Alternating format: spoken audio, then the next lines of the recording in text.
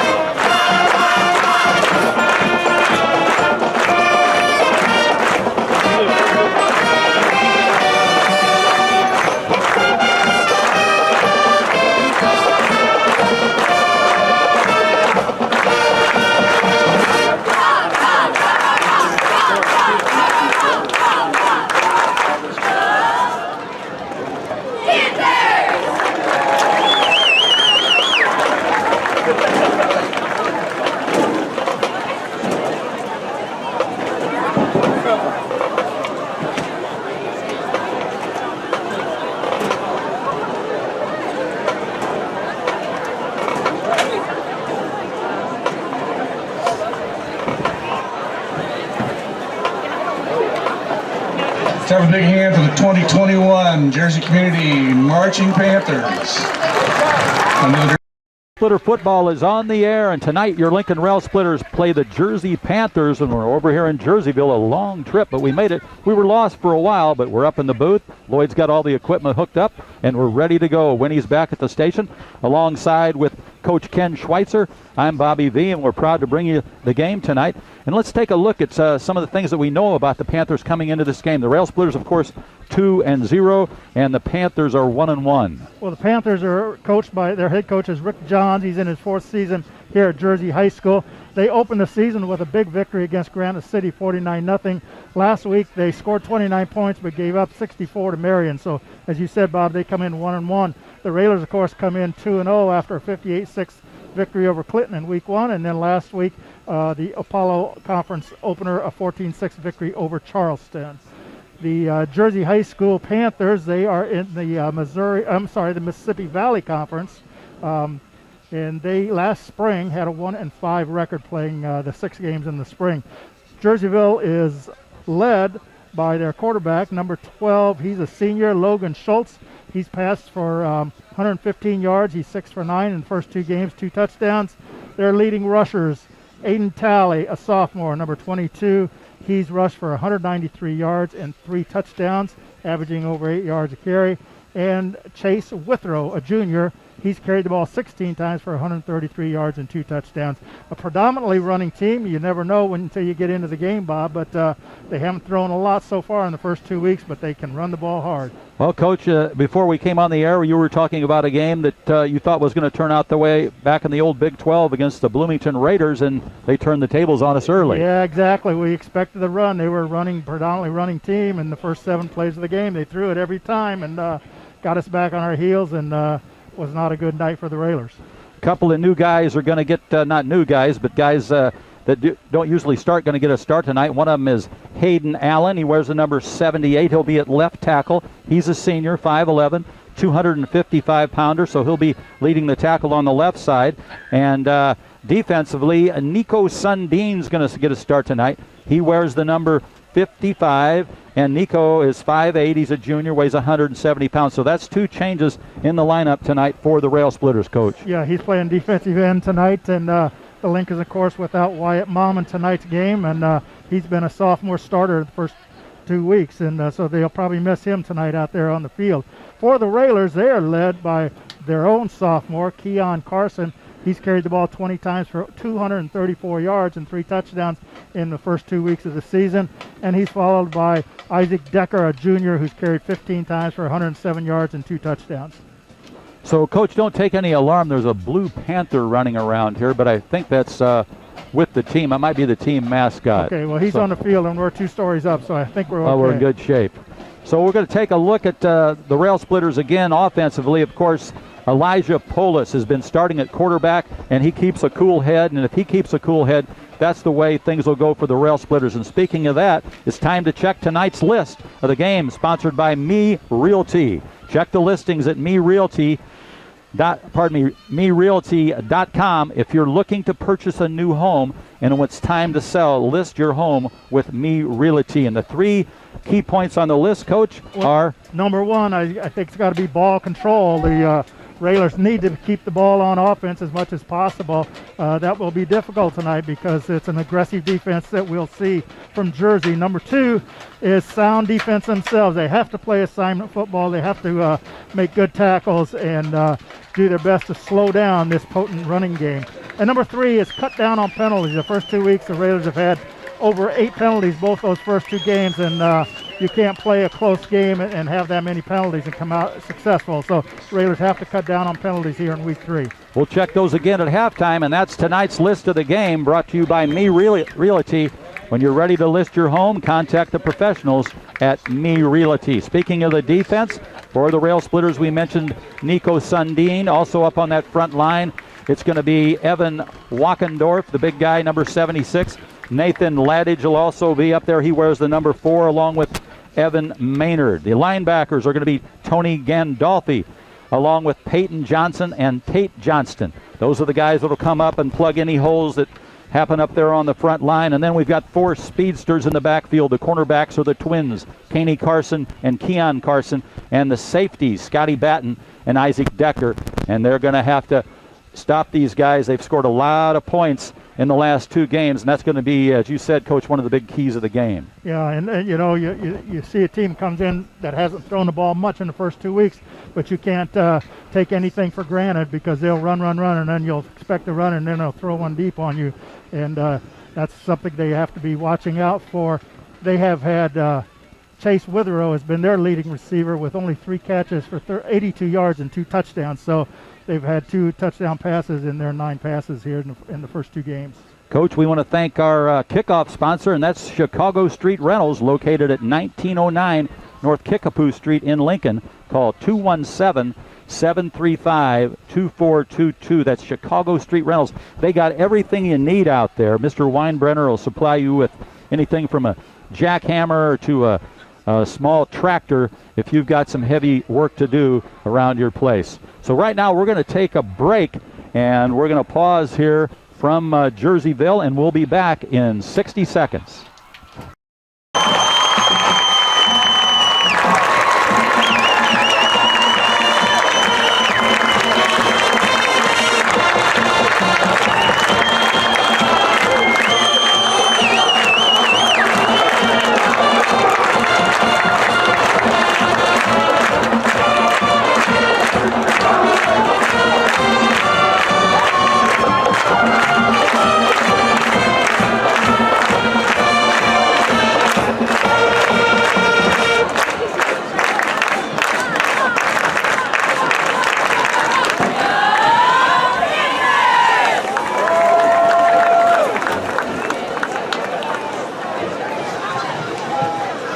Tomorrow's the 20th anniversary of the September 11th, 2001 terrorist attacks. We remember the sorrow of that day, but also the dedication, commitment, and strength of those who responded to the tragic events. We are extremely grateful for the work of our first responders. Pausing here on the field for the national anthem, and we're remembering the events from 20 years ago today, tomorrow. So at this time, we're going to take another 60-second timeout to honor our nation, and the band will play the national anthem here from Jersey. Please join me in a round of applause.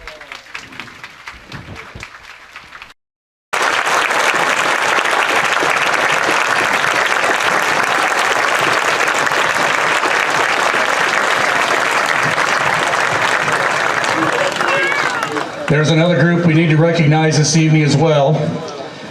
With helping citizens gain access to the airport gates in Afghanistan, 13 American troops were killed by a suicide bomber. We are extremely grateful for the work of these soldiers and all who serve our country. Please join me for a moment of silence for the 13 who lost their lives.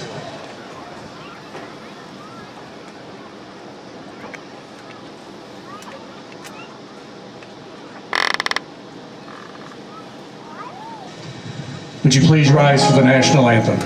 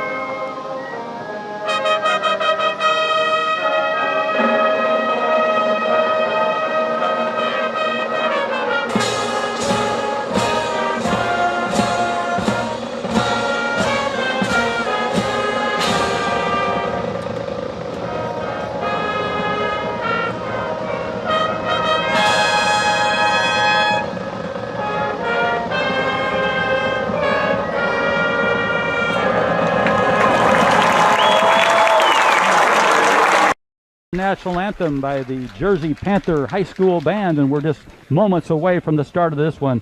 And the man that's going to kick it off for the Rail Splitters is Keon Carson. As you said, Coach, while we were off air, they got the flip, but they deferred.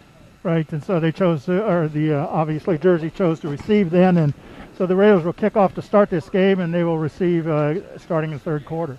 The return men for the Jersey Panthers are Edward Roberts. He wears the number 4. He's a senior, 6'1", 175-pounder. And the other return man will be Chase Withrow. He's a junior, 5'11", 190-pounder. And it's going to be an exciting one tonight. The Rail Splitters' first road game and the Jersey Panthers' first home game. The Panthers in their powder blue jerseys. On their epaulets, they've got black stripes and white stripes, and they got the white pants and the white helmets. The Rail Splitters on the road with the white helmets, the white jerseys, the green numerals trimmed in red, and the green pants as we get ready to go. And as we said, getting ready to kick off is number 24, Keon Carson. He's a sophomore, and he'll be kicking away to the Jersey Panthers. And back for them, as we said, will be Chase Withrow, and now they say Blake Carey will be back. He's a senior, and he's 5'10", 165-pounder. So both teams look great out there in their uniforms, Bob. It's a perfect night for football. Little wind, very little wind, and nice temperature. And a great facility around here, a field for every sport. So the football field is in excellent condition. And Keon Carson going to kick it away from his own 40-yard line. There's the whistle. Here's the approach and the boot.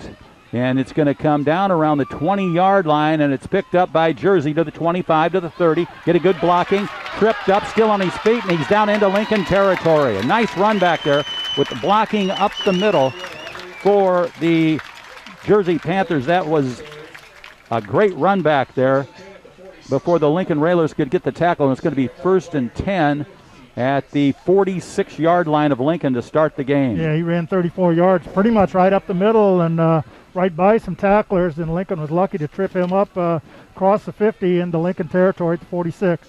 As we said, the defense is going to have their work cut out for them as we try to stop these Panthers. Up there on that front line, as we mentioned, are Ladage, Maynard, Wackendorf, and Sundin. The linebackers, Johnson, Johnston, and Gandolfi. Here's the snap. Off the right side, they went in motion and tripped up just before the first down. Looked like they got about 8 yards out of that one. That was Isaac Decker coming up from the secondary to make the stop. Isaac Decker, one of our fine safeties, as Coach said, coming up to make the tackle.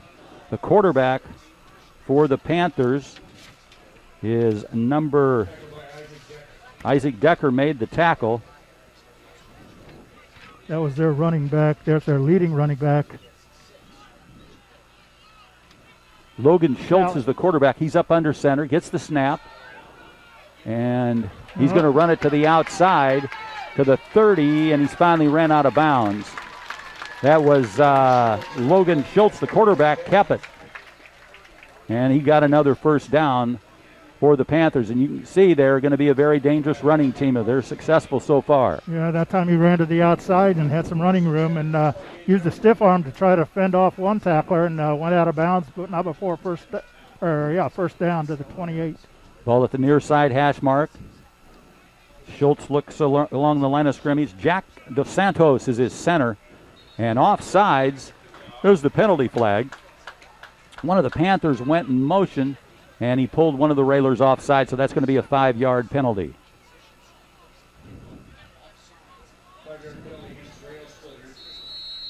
So it'll be 1st and 5 now for the Panthers. Go ahead, Coach. Well, the Railers want to be aggressive on defense, but they got to also be disciplined and can't be jumping off sides.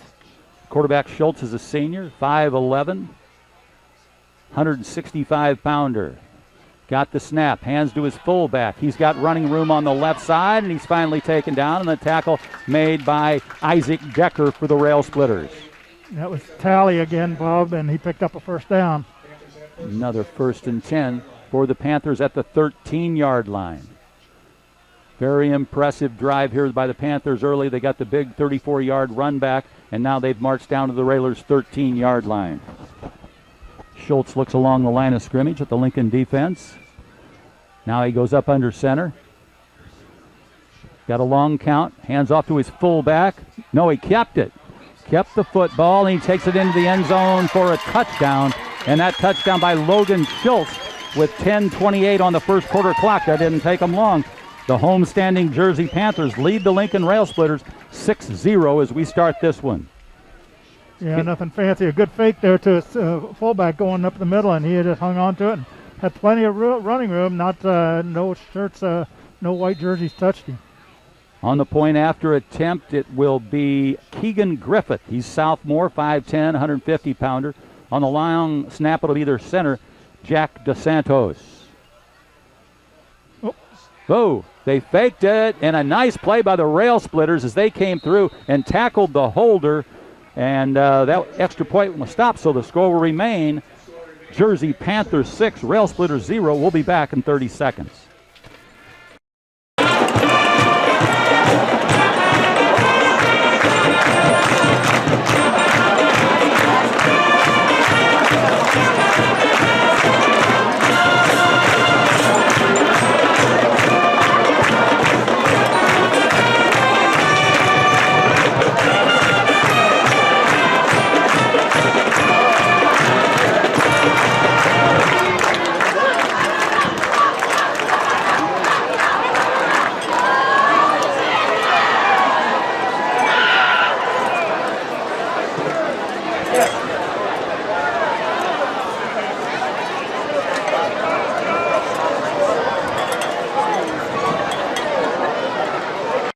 The Rail Splitters trail it early, Ken, by a score of 6-0, and it didn't take long for the Panthers to march downfield. That had that early 34-yard run back, and then they got picked up 2 or 3 first downs before they took it into the end zone. Yeah, 2 first downs and four plays starting from the Lincoln 46, so they made it look easy. As we said before the game, the Railer defense has to do a better job of tackling and playing good assignment football. This is going to be, I think, Chase Withrow going to kick it off. Keon Carson back for the Rail Splitters. On that extra point, Keon Carson's the one that made the tackle on the bad snap. They tried to roll out, and he was in the backfield in a hurry to make a stop. That's Keegan Griffith on the kickoff, and it's a short one, and the Rail Splitters got it up front, and they got a good field position at the 40-yard line. I think that was, I may be wrong, but I think that was Hayden Gellner catching the ball there and taking a few yards and then getting down before he lost it. So that was a good move. And Rail's going to take over on their own 39, which is good field position. Good hands there by that young Rail Splitter. So it'll be 1st and 10. That's a Chris Coyne State Farm Insurance first down, and that's the way we like it for the Rail Splitters. In those white jerseys with the white helmets and the green pants as they come to the line of scrimmage. Elijah Polis out of the shotgun. Wing formation, Gandolfi the fullback. Man in motion is Keon Carson. Gandolfi gets a handoff off the left side, and he's got an 8-yard gain. Nice run there by Gandolfi. Mad at himself because he wasn't able to get away from that shoestring tackle, but it's going to be 2nd and a deuce for the Rails. Make it 2nd and 1. It looked like a 9-yard gain for Tony Gandolfi, the fullback. He got some good blocking off that left side by Hayden Allen and Evan Maynard. And if he had gotten loose, Bob, he might have run a long way toward the end zone because he had a nice hole to get through there on the left side up front, and then just got shoestring tackled. Trey Schilling split here to the near side in that wing formation. Polis has got the snap. 2nd and 1. Long pass along the sideline. Incomplete. Nice attempt there. Is good coverage, but a little bit of an opening there for Batten, and he almost grabbed it, but just a little bit long. Well, he had a defender between him and the quarterback, and so it's probably a good thing that it was a little overthrown, a little over his head, and he just couldn't get up high enough to make the catch. So it's going to be a 3rd and 1 for the Railers near midfield. Elijah Polis has got a good arm on him. He laid that ball out there, but his coach said, good thing it was long, or it could have been picked off. Again, Schilling here to the near side, wing formation. Batten on the far side. Carson Keon, handoff Gandolfi, and he's got a 1st down and more, and that's going to be a Chris Coyne's State Farm Insurance 1st down for the Rail Splitters, and that's the way we like it. They move the chains. Ball into Panther territory at the 48, so that was a 3-yard pickup for Tony Gandolfi, and that time he just took it off the left side of the center. Yeah, I think that was the same play that he ran 9 yards earlier, and the defense did a little better job of stopping him, but not before he got past midfield and the 1st down. Lincoln's first of the game. Batten split wide to the left. In that wing again, Gandolfi doing a good job back there at fullback. Polis man in motion is Keon Carson. Carson makes the turn on the left side along the sideline, and he runs out of bounds across the 45-yard line. That time the ball was on the left hash mark, and they ran into the sideline, so he didn't have a lot of running room over there, Bob, as he turned it up, but he did get it down to the 45 for about a 3-yard pickup. So it'll be 2nd and 7 for the Rail Splitters. Clock stopped as Keon went out of bounds with 9 minutes, 10 seconds left in the first quarter. And the Jersey Panthers lead the Rail Splitters 6-0 as they scored early in the football game. Railers to the line of scrimmage. O'Donohue, the center, over the football. Polis on the long count. Man in motion is Keon Carson. Gets the handoff. He dances, looks, fights. Lucky if he made it back to the line of scrimmage. Yeah, I don't think he did. That offensive line kind of got pushed back that time by the defense, and he had no place to go, and he lost a yard. So it'll be 3rd and 8 for the Rail Splitters. Clock on the move. 8:50 remaining in the first quarter. Panther leads 6-0. You can be sure, sorry, Bob, you can be okay. sure the Panthers will key on Carson after the first 2 games of the season. 2 receivers here to the right side for Lincoln. Here's the snap. Polis, that's where he wants to go. Fires it out in the flat. He's got Keon Carson. Carson comes to the sideline, and he runs out of bounds near the 40-yard line. Depends on where they mark it at. Well, he's going to be short of the first down, but not by much. It'll be a 4th down. Lincoln will go for this one, I'm sure. 40-yard line. Pardon me, that's the 39-yard line. So it's 4th and 1 for the Rail Splitters. 4th and 1. I wouldn't be surprised if they try that play to Gandolfi here. 4th and 1 for the Rail Splitters. Big early play for them. Clock stopped as Carson went out of bounds. And this time maybe a quarterback sneak because Polis comes up under center, and it looks like they pulled the Panthers offside, and they did. Big play there. They pulled the Jersey Panthers offsides. So that's going to be a Lincoln Rail Splitter first down, and that's a Chris Coyne State Farm Insurance first down, and that's the way we like it. 1st and 10 for the Rail Splitters now in enemy territory at the 34-yard line on the near side hash mark. We've seen them do that before in a similar situation, Bob, and it worked before, and it worked again tonight. So they got a new fresh set of downs here on the 39-yard line of the Panthers. Schilling wide here on Carson in the slot on the left side. Here's the snap. Handoff. Gandolfi left side. He's got a little running room. He puts his head down, and he's up close to the 31-yard line. Yeah, he was about a step or 2 away from breaking that. He was trying to get to the outside, and the defense came up quick to make the stop. Only a 2-yard pickup. They only give him the 32-yard line, so it'll be 2nd and 8 for the Rail Splitters. You're listening to 96.3 FM out of Atlanta, Lincoln. With Lincoln Rail Splitter football, we're streaming live. Lloyd Kirby's bringing it to you on WLCNonline.com and on YouTube. Gandolfi, the fullback. Carson in motion. Fake the handoff and a penalty on the play in the backfield. I think that's going to be a procedure against the Railers. It is. Penalty against Lincoln, so that's going to back it up. It'll still be 2nd down. And they bring the football back to the 37-yard line. 2nd and 13 for the Rail Splitters. 7 minutes and 48 seconds on the first quarter clock. The Panthers lead the Rail Splitters 6-0. Ryan O'Donohue, the center, up over the football. Polis out of the gun. Keon Carson goes in motion, fakes the pitch. Now he spins, fires, sideline, complete. That's Scotty Patton on the sideline, and Coach called it a touchdown. 6 points, and we faked them out there. Faked the handoff, the pitch to Keon Carson, and Scotty Patton was wide open. Yeah, he got behind the defender, and Polis made a great throw to him on the run, and he caught it and just ran away from the defense to the end zone. Great play for the Railers. 37-yard touchdown strike for the Rail Splitters. And now the Rail Splitters, as they do, will go for the 2-point conversion.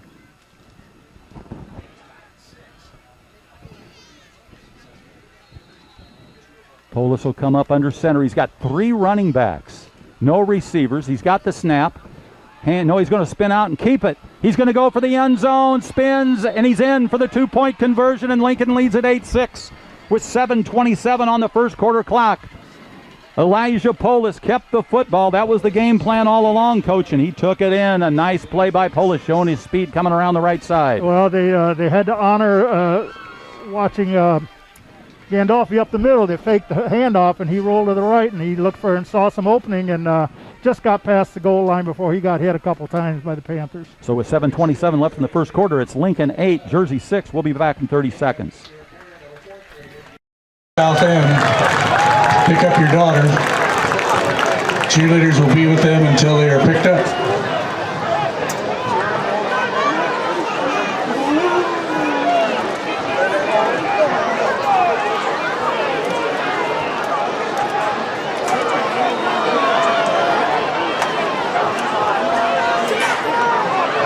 D for the Panthers, Carey and Withrow. Leads it. You're listening to Lincoln Rail Splitter Football 8-6. Here's the kickoff by Keon Carson. Long one along the right sideline. It's going to stay in bounds. Picked up at the 8 to the 10 to the 15, 20. The running back goes, and he finally stays on his feet, and he's finally tripped up. The man that tripped him up was Decker for the Rail Splitters. On the run, that was Edward Roberts, the senior, 6'1", 175. They had him earlier, but he broke the tackles, and he brought the football out all the way to the 34-yard line. A nice run back there by Edward Roberts, and Isaac Decker saved any more damage. Yeah, the Railers had him stopped short of that, but he spun away, as you said, Bob. Schultz, the quarterback, up under center. He's got a man in motion, and he hands off to the big guy off the left side, and he's off to the races. And he's ran down by Keon Carson. He saved a touchdown. Keon Carson saved a touchdown. That was big Aiden Talley, the fullback, the sophomore, 6'1", 195-pounder. Runs it all the way down to the Lincoln 20-yard line. And if it wasn't for the speed of Keon Carson, he'd have gone all the way. Yeah, Carson closed on him, but yeah, he's a good runner. He's only a sophomore. Schultz eyes that Lincoln defensive line, and they're on the run again. They're running wild here in Jersey. Man in motion. Schultz hands it off the right side, and that running back picks up. Looks like he's close to the 15-yard line. That was Chase Withrow, the halfback for the Jersey Panthers. They're going to mark him, it looks like at the 16-yard line. So it'll be 2nd and 5 for the Panthers. I think that was Jaden Ledley on the tackle, Bob, coming in and squeezing him to the inside. Ledley doing a nice job. Where's the number 22? 2nd and 5 for the Panthers. 6:23 on the first quarter clock. Lincoln leads 8-6. Schultz under center. DeSantos. Man goes in motion. Tried to pull him offside. Nothing going there. Good patience by the Rail Splitters. Now they got another man in motion. They pitch it to him in the backfield. There's He's a got clip. nice block. There it is. A penalty on the play. Coach called it. Decker made the tackle, but a penalty before the tackle. The running back was Edward Roberts. Yeah, the wide receiver was trying to block, and he was pushing in the back, and that's going to come back. Nice call, Coach. You might have to put the stripes on you someday. Yeah, I'm probably a little biased up here. Could be, but we'll take it. And that's a long penalty there, 15-yard penalty, and that's going to bring the Jersey Panthers all the way back to the Lincoln 29-yard line. So that's going to be 2nd and long now for the Panthers. But that doesn't seem to bother them. Well, they're pretty explosive on the ground. We haven't seen them put the ball up yet, Bob, and why would you if you can run like this?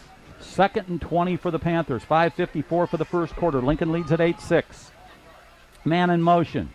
Schultz, good pressure by the Rail Splitters. Nice. That's Tony Gandolfi from his linebacker position, and he's got a sack. Good sportsmanship by Gandolfi, and he tackles him back at the 32-yard line.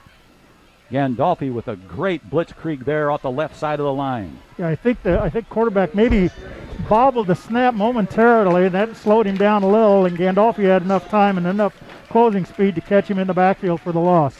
3rd and 22 for the Jersey Panthers. Logan Schultz looks along the offensive line. Now he goes up under DeSantos, and he's going to hand it off. And fumble! And Lincoln's got it. Rail Splitters have got it. They punched that ball loose. I didn't pick up who punched it loose, but that was Isaac Decker diving on the fumble at the 25-yard line, and that's going to be a Chris Coyne State Farm Insurance first down, and that's the way we like it, baby. 1st and 10 for the Rail Splitters. Well, somebody made it. I didn't get the number either, Bob, but somebody got him at the line of scrimmage, was hanging on to a leg, and he was dragging him a little bit, but then the ball came loose, and Decker was right there to make the pickup and the recovery. 5:07 left in the first quarter. An exciting football game. Both teams, both explosive teams. Either one of them can score on a moment's notice. It's going to be Polis out of the shotgun. 1st and 10, near side hash mark. O'Donohue on the snap, and a fumble, a bad snap, I believe, and a penalty on the play. Gandolfi dove on the ball alertly. It's going to be a motion or illegal motion by the Railers, but a little lucky there. They did get the recovery, Bob, but they didn't handle the ball very well. We're in the 3rd week of the season. We're about a third of the way over. You don't want to have those kind of penalties. No, sir. You're going to move the Splitters back another 5 yards, so it's going to be 1st and 15. 5:04 on the first quarter clock.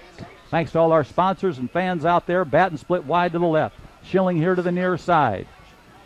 Their man in motion's Keon Carson. They hand it to Gandolfi. Gandolfi off the left side, but he's stacked up. He doesn't get very far. And that'll go for a loss, maybe a yard or two. Good defense there by the Jersey Panthers. Yeah, they're going to get him. Yeah, he might have lost a yard on that, Bob, but he just had no place to run. There was too many white shirts and too many blue shirts right there in between the tackles, and he had no running room. All at the 19-yard line. So that's going to be, or is that the? Yeah, it's a 19. That's the 19. So it's going to be 2nd and 16 for the Rail Splitters.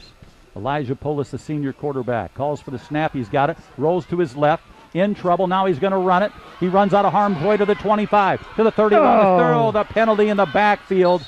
And he had a great run for a first down along the sideline in large yardage, but a penalty in the backfield. Yeah, it's going to come back. And as he broke free, I was watching him run, and I didn't see what happened back there, but it's going to be a hole pushing it back by the Railers. Tough break for the Rail Splitters there. I could see that flag out of the corner of my eye, and I was like you, Coach. I didn't see what happened, but too bad. Polis with a nice run there. Oh, yes, he did. He was trying to throw, and he did a nice job of stepping up in the pocket, and he couldn't find anybody open, and he broke to the outside to his right side and picked up some nice yardage. Would have had a first down and more, but the penalty's going to bring it back. You know, Elijah Polis picked up a lot of good experience in the spring football season, which is odd to say, and he shows a lot of maturity now back there at the quarterback position. So ball back to the 8-yard line. 2nd and 27 now for the Rail Splitters. They're going to send Batten out wide to the left with Isaac Decker in the slot. Polis looks to them. 2 receivers here on the near side. Snap to Polis. Looks, pump fake in the end zone. Now he throws it away along the sideline. Smart move there by Polis. He was back on his heels in the end zone. Nobody was open, and he just got rid of the ball on the sideline. Got another hanky on the field. There's another one. Let's just hope we're not losing our composure out there. 3:56 on the first quarter clock. The Lincoln Rail Splitters lead the Jersey Panthers 8-6. Both teams scored, and then Lincoln picked up the 2-point conversion. That was a 2nd and 27 at the 8, and we're waiting for the officials that they discuss out there about what the penalty. They're talking to the Panther side of the field, the coaches. I think he's explaining.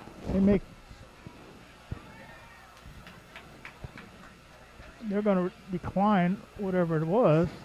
So that'll be 3rd down. Because the ball was thrown out of bounds, so it was an incompletion. It says illegal. Is that illegal man downfield? And intentionally grounding. I sure didn't see that. He was out of the pocket, of course. I didn't see that at all. Well, so it's only going to cost them 4 yards. It's half the distance to the goal, but at the 4-yard line. 3rd and 31 for the Rail Splitters.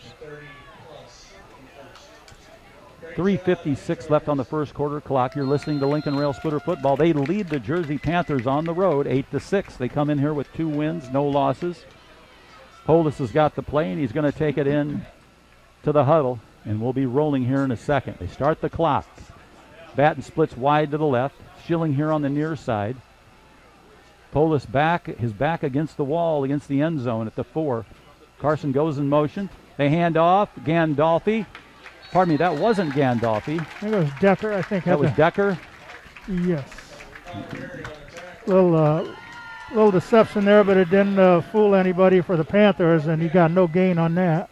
So now Jaden Ledley's going to have to kick it away from his own end zone. On the long snap, it'll be Justin Powell. Railers lead. It's 8-6 here with 3:05 left in the first period, Bob. But Panthers are going to get some good field position after this punt. Ledley back at the edge of the end zone, waiting for the snap from Justin Powell. High snap, but he grabs it. Nice punt. Kicks a long punt away. Picked up, though, by the Panthers along the sideline, and there's a penalty on the play. He's still on his feet. They still got to take him down. He's into the end zone, but there was a penalty on the play. Got some good blocking, stayed on his feet, and the man that got the punt took it in for a touchdown, but there was a penalty. Yeah, I'm pretty sure that's going to come back. He caught that ball on the 35. As you said, Ledley kicked a nice ball out of there, nice and high. Lincoln didn't get down there quick enough to cover it, and he had some running room, but I think there was a block in the back upfield, and I don't know what happened back there, but the officials are going to have to figure it out. They're still talking it over. 2:40 left on the first quarter clock. You're listening to Lincoln Rail Splitter Football on 96.3 FM. We're streaming live on WLCNonline.com. We're on YouTube. Compliments of Lloyd Kerber. He was my chauffeur over here. We never feared that we were going to make it here, but it's probably one of the longest trips we've ever made since Freeburg. It's not as far as Freeburg, I don't think. No, it's just some crazy roads. Highway, what was that, 108? Yeah, Highway 108. We might pick a different way to bail out of here. 2:40 left on the first quarter clock. The Rail Splitters lead at 8-6.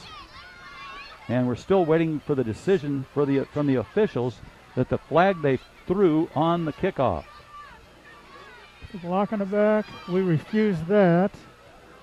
And we refused them both.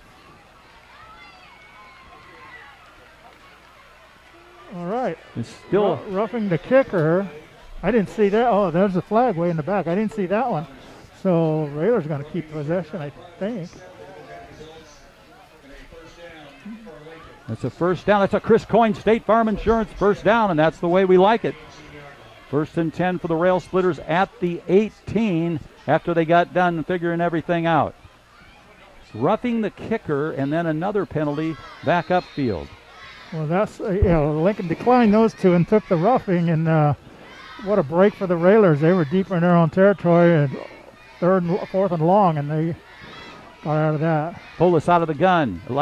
There's the guy you want. Carson with the ball, makes the turn on the right side, and he stopped after a small gain, but a nice job. He ran a long ways along the side, then he turned it upfield. Yeah, he was looking upfield, but there was no place to turn, Bob. He tried, but it closed in a hurry, but he still picked up about 5, so that's a nice first down run. 2nd and 5, Keon Carson picking up a fever for the Rail Splitters. Ball at the 23-yard line, and here come the Railers bat and split wide to the left. Schilling here on the near side. Gandolfi's the fullback. Man in motion is Keon Carson. Polis keeps it, rolls, looks, fires along the sideline, and incomplete. Intended receiver was Tony Gandolfi along the sideline. Hot pursuit on Elijah Polis, and they had no room, and he had to get rid of the football. Yeah, it looked like Trey Schilling was running a route here near us, Bob, and I thought maybe he had his man beat, but then he cut it off, so I'm not sure what that was all about. But anyway, the coverage got in there then, and so that was thrown out of bounds. Gandolfi was in the area, but it was definitely thrown out in front of him. Lincoln with a little breathing room. 3rd and 5, a minute 58 left for the first quarter, and it looked like they pulled the Panthers offside again. If they did, that's a first down. Should be. That's going to be a 1st and 10. That's a Chris Coyne State Farm Insurance first down, and definitely that's the way we like it. 1st and 10 for the Rail Splitters with a minute 58 left in the first quarter.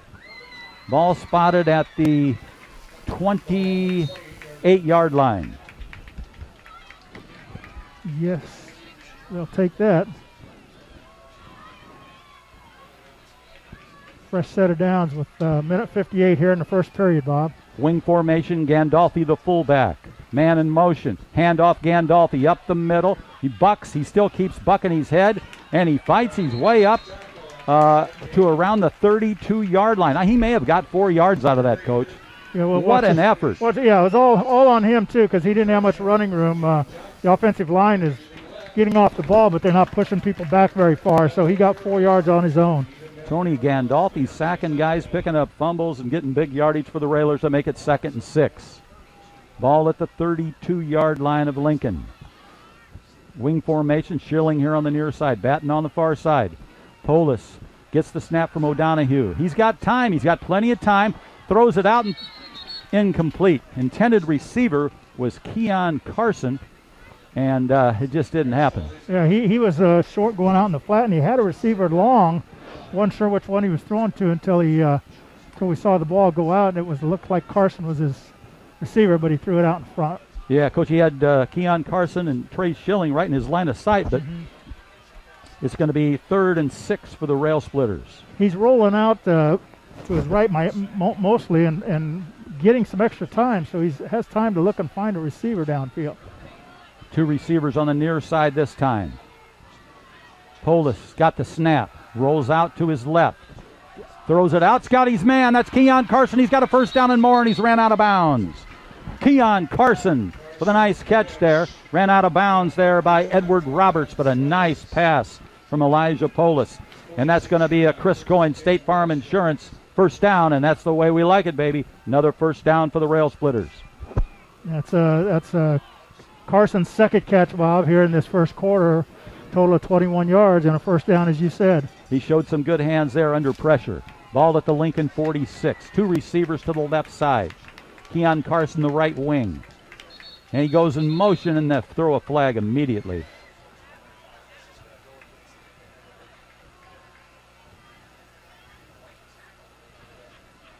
Somebody moved. I don't know if it was on the line or what. But so that's going to make it 1st and 15. Bring the ball back to the Lincoln 41-yard line. 68 seconds left in the first quarter. Lincoln leads Jersey 8-6 on the road. Thank you to all our fine sponsors, the Lincoln Rail Splitter football. This time Schilling's in the slot on the left side. Batten is wide. Man in motion is Keon Carson. He gets the pitch, looks for the blocking, stays on his feet, wants to make the turn. There's nothing there. He dances and it's over. Got it back to the line of scrimmage. And well, he got back. Higgins on the tackle. Yeah, he just got to the line of scrimmage like you said, Bob, but there's no running room out there. You know, he's been able to cut those back sometimes, but he couldn't this time. We're in the red in the first quarter. 40 seconds left for the first quarter. Lincoln leads at 8-6. It's going to be 2nd and 15. Ball at the 41-yard line. They break the huddle. Schilling here to the near side. Batten far side. Wing formation. Polis got the snap. Drops it. Picks it up. He's in trouble. Stays on his feet. Throws it up ahead. Incomplete. He had a man open at about the 50-yard line. He did a good job of keeping his head. The ball slipped out of his hands, and he threw it up to a receiver that was open, but it was just a little bit short. Yeah, it looked like there was more blue jerseys than white jerseys there where he was trying to throw it, Bob, but it fell incomplete, so it's going to be is it 3rd down? Yeah, 3rd down for the Railers and 3rd and 15. 3rd and 15 at the 41-yard line. Polis running out of the gun. May have a new fullback in there. 2 receivers here to the near side. He's got the snap. He's got some time. He's going to throw it long. Oh! Batten just had it off his fingertips. He dove for it along the sideline. Good coverage out there, and he just couldn't quite get to it.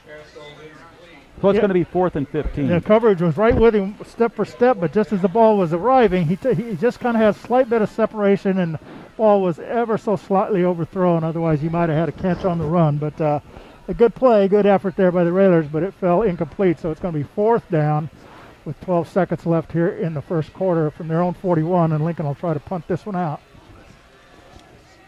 Punting it away for Lincoln is Ledley. He's got it, kicks it away. Powell long snapped it. Nice kick. Gets a long roll deep into Panther territory, and it's finally downed at around the, I think, close to the 15, 16-yard line. Nice punt there by Jaden Ledley for the Rail Splitters. I'm sorry, Bob, a better job of picking up that low snap. It bounced in front of him, and he did a good job picking it up. And the Lincoln Railers quickly downfield, too, and followed that long roll. So it's going to be 1st and 10 for the Jersey Panthers at their own 16-yard line. And as I told you, the moon has come out here off to our left. Beautiful. Is that what you call a crescent moon? That's what I'd call it. All right. And pretty soon Venus ought to show up. I think she's out there somewhere. Here we go. This is Schultz under center, the quarterback for the Panthers, deep in their own territory. This will be the last play of the first quarter. Trying to pull us offside. There's the snap. And still on his feet, and he finally goes down. And that's the end of the first quarter with the score. Lincoln Rail Splitters 8, Jersey Panthers 6. And that was a 4-yard run to end the first quarter. Looks like they're going to spot it at the 20-yard line, and they'll change ends of the field, and we'll be back in 30 seconds. Scene tonight.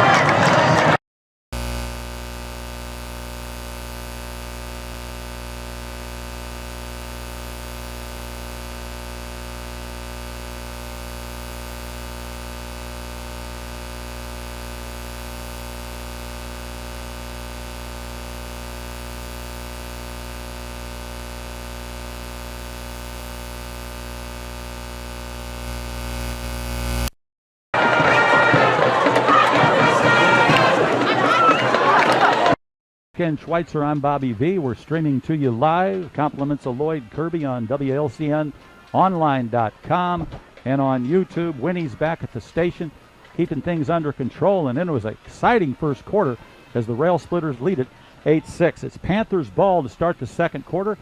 It's going to be second, and they say 10 for the Panthers as they take the field.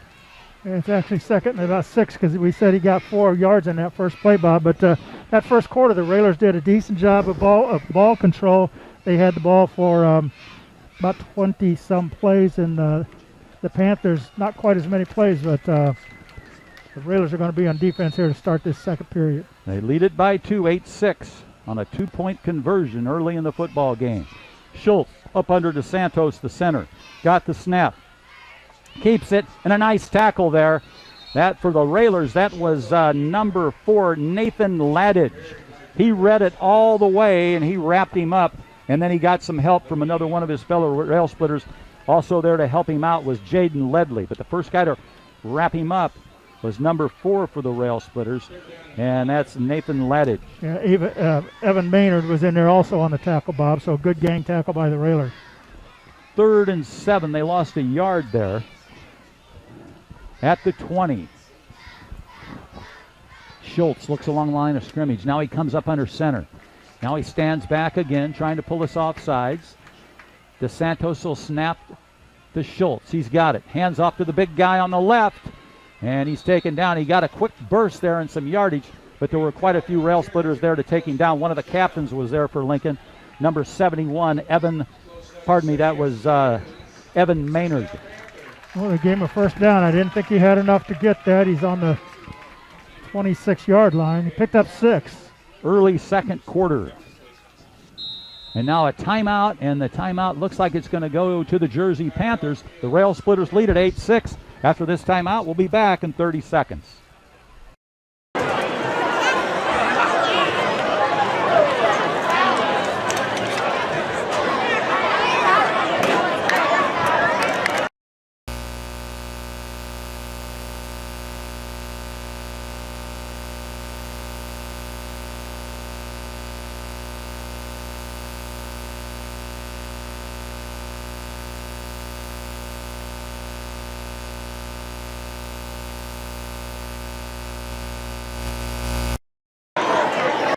We've got a good one for you tonight. The Rail Splitters lead it by 2, 8-6, with 11:02 left in the second quarter. It's going to be 1st and 10 for the Jersey Panthers in their powder blue uniforms with the white helmets and the white pants. Logan Schultz, their quarterback.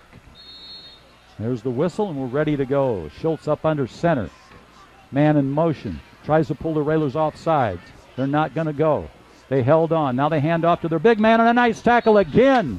That is number 4 for the Rail Splitters. That is Nathan Ladage on another big tackle for the Rail Splitters. He wrapped him up quickly, Coach. Yeah, there's Aiden Talley, their sophomore running back. The Railers have done a fairly good job of slowing him down here late in the first quarter now to begin this quarter, but he had that big run early. He got 2 yards there, 2nd and 8. Schultz looks across the Lincoln defense. Now he comes up under center. Here's the snap. There he the is. handoff.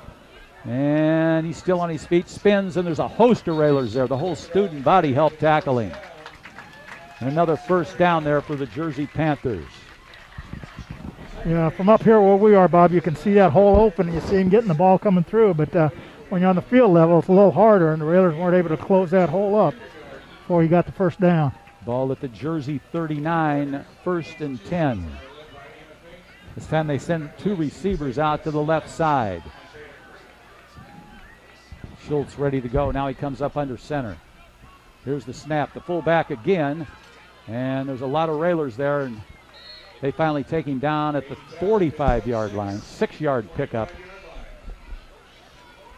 So it'll be 2nd and 4 for the Panthers.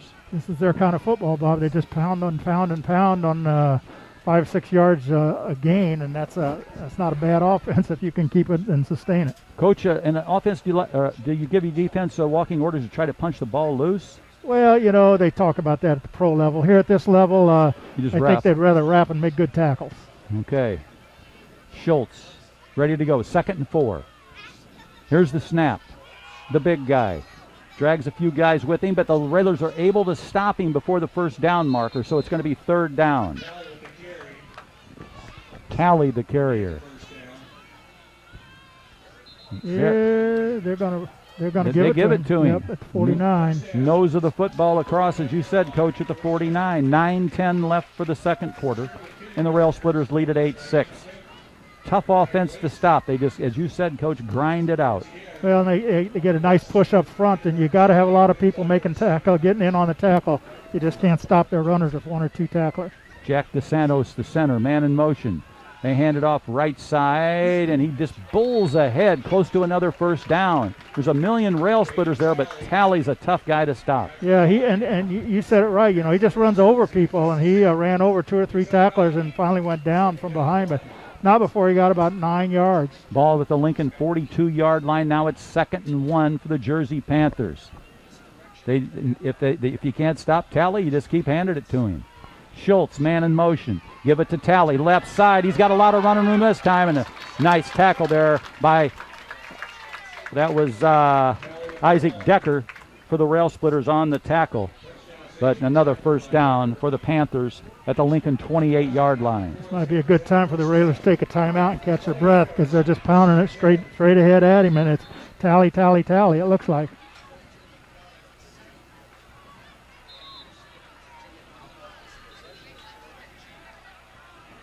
Laddie just came out of the game, and coming in for him, Bob, is that Wackendorf? Justin Wackendorf, yeah. Okay, he's only a freshman, but he's a big kid. He'll help out defensively. Here we go. Schultz. Hand off right side, and a nice tackle there. And that was Wackendorf on the initial hit. He got some help. All right, he came in and did some help there for the Rail Splitters immediately. Looks like they're going to spot it at around the 24-yard line of Lincoln. It was Tally again. 2nd and 6 for the Jersey Panthers. Clock on the move, 7:38 for the half. Lincoln leads at 8-6. Schultz trying to pull us offside, comes up under center. Man in motion. Hand off Tally, left side, stays on his feet. Broke the first tackle, one man to get him on the side, and he's got him. Tally 6'1", 195, Bob, and he's got a little speed too, but he runs hard. And there was a missed tackle there at the line of scrimmage. He got to the outside, and Lincoln caught him inside the 5, down to about the 4-yard line maybe. 1st and goal for the Panthers. At the 4-yard line, as Coach told you. 7:09 left for the first half. Schultz, no doubt who he'll hand it to. Man in motion, hand it to Talley, left side, and he's in for the touchdown. 6 points for the Jersey Panthers, and now they lead 12-8 over our Lincoln Rail Splitters with 6:54 left in the second quarter. They just grind it out, Coach. They just keep running it at you, get that good blocking up front, and then Talley will not be denied once he gets the football. And I don't think the Railers are seeing anything they didn't expect after doing some scouting and film watching. They knew Talley was the real deal, and so far they really haven't been able to stop him. Now they're going to go for the 2-point conversion. They will not try the extra point after. They're going to try the 2-point conversion. Schultz comes up under center. Hands off, Talley on the right side, and he's in for the 2-point conversion.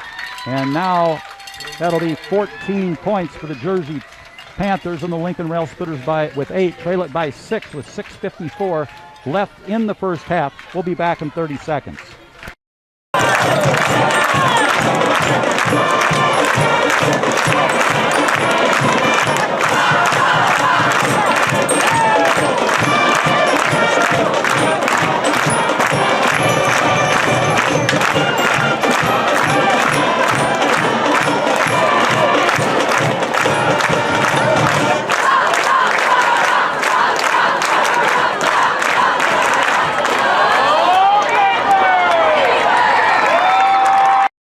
Football, the Jersey Panthers just scored and got a 2-point conversion, and now they take the lead over Lincoln 14-8. It's going to be Keegan Griffith kicking it away for the Jersey Panthers.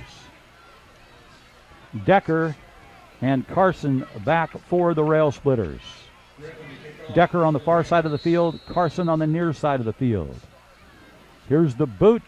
And it's going to Keon Carson, one hopper off his shin, picks it up at the 20. Now he'll take the run, looks for running room and nothing there.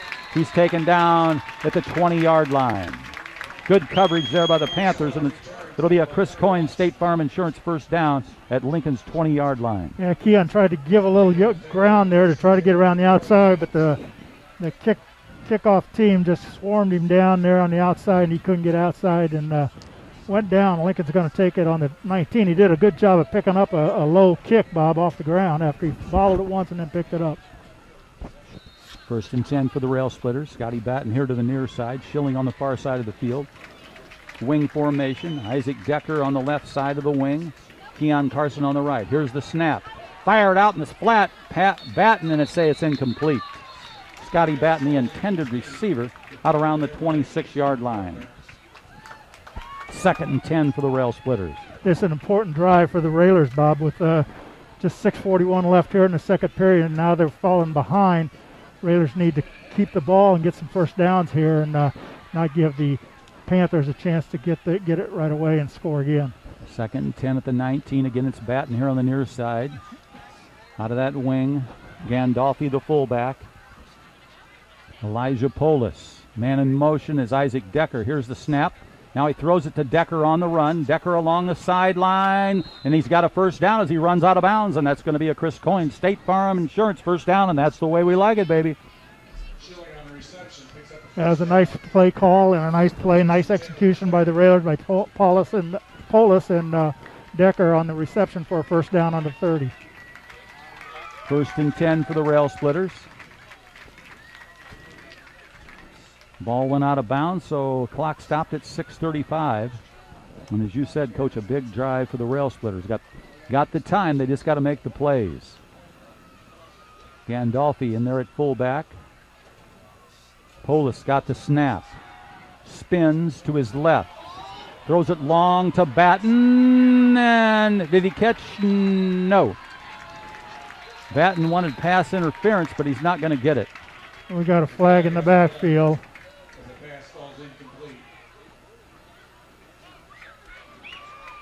I'm sure that's going to be a hold. Yep. Yeah, it's going against Lincoln. 6:25 still on the first half clock. You're listening to 96.3 FM. We're streaming live on WLCNonline.com. Tomorrow you'll be able to listen to the cheap seats. The guys come on at 9 o'clock, and they'll be talking about Lincoln Rail Splitter football. Ball back to the 16-yard line. go the Rail Splitters. Here they come. Elijah, lone man in the backfield's got the snap. Hands off Decker, and he's tripped up as he tried to make the turn at around the 14-yard line. Edward Roberts on the tackle for the Panthers. Second and long for the Rail Splitters. There's a 2-yard loss on that play, and the Panthers are smelling it right now, Bob. They're playing aggressive on defense, coming across the line, and Raiders are having a hard time finding any running room. Second and 26 for the Rail Splitters. 5:48 left for the half. Polis got the snap, man in motion. Throws it across the middle. Incomplete. Intended receiver was Keon Carson. It was a quick hitter coming across the middle. He just couldn't hang on to it. Yeah, there's a lot of traffic out there in that area too, Bob. A couple blue shirts and Carson, and there was another receiver going to the outside, and I'm glad he didn't get a tough hit on that one. Now it's going to be 3rd and 26. Incomplete pass, so 5:41 remains in the first half. Big play here for the Rail Splitters. Here to the near side is Batten. Keon Carson in the slot. Polis has got it. Trying to run from harm's way. He throws it along the sideline. Caught, no! Tipped away. Intended receiver was Isaac Decker. But big pressure in the backfield on Elijah Polis, and he was just barely able to get that pass away. Well, he was rolling to his left, and that's where the pressure was coming from. His linemen weren't able to keep the defenders out, and you're right, Bob. He was scrambling back there, and he just kind of let her fly, and luckily there was a receiver there, and he had a chance to catch it, but it went incomplete, so the Raiders are going to punt here. Let's hope Jaden Ledley can get away another good punt. It'll be Justin Powell on the long snap to Jaden Ledley. Ledley's a good punter. He's got the snap. Nice snap. Line drive punt. Takes a bounce for the Rail Splitters. Then now it goes back and to the 39. So good field position now for the Jersey Panthers with still 5 minutes and 22 seconds left in the second quarter. The Panthers will have it 1st and 10 at the Lincoln 39-yard line. Yeah, and this is just what the Railers really didn't want to happen, to have to turn it over and give it back to them with this much time left in the half, Bob, and in Lincoln territory to make it worse. Make it the 40-yard line, 1st and 10. 5:22 left for the half. And the Panthers lead the Rail Splitters 14-8. They line them up. 1st and 10. Logan Schultz under center, got a man in motion. He stops. And they hand it off. No, he pitched that one to the right side, 45 along the sideline, and finally out of bounds. That was Chase Withrow. There's a flag down, and I think that might have been a block in the back. Chase Withrow on the run. He's a junior, 5'11", 190-pounder. That's a push in the back.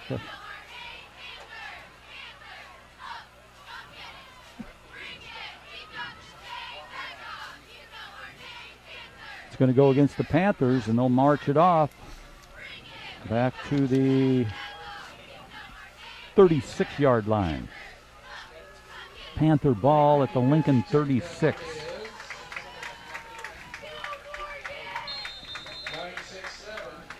So they actually wound up gaining 4 yards from the line of scrimmage, Bob, because the penalties walked off from the spot of where it happened. But that's better than what they would have had. And here they come. Schultz up under center. Wing formation, man in motion. And he keeps it himself. He's trying to run along the sideline, and he's going to get a first down before he's taken down on the far side of the field. It's going to be 1st and 10, Jersey Panthers. He got up across the 30-yard line, call it the 29-yard line, where it's going to be 1st and 10 for Jersey. Well, I don't think we've seen them throw yet, Bob, but they haven't needed to because they've been able to run and get big yardage on a lot of plays. You're right, Coach. If you can't stop those plays, you might as well stick with them. Wing formation, Schultz Fakes the handoff. Now he handed it off. He's still on his feet and finally tripped up. And another first down for the Jersey Panthers. That was Edward Roberts on the run. Another first down. He's got some good runners. Chase Withrow, Edward Roberts, and of course Talley. That was a 14-yard pickup for that first down. So they're in Lincoln 15-yard line now here with 3:55 left in the half, Bob, and knocking on the door once more, trying to extend their lead. 1st and 10. They send out the wide receivers, but they don't use them. Schultz waits for the snap. Hands off. Talley, right side. Still on his feet. Tripped up just across the 5-yard line.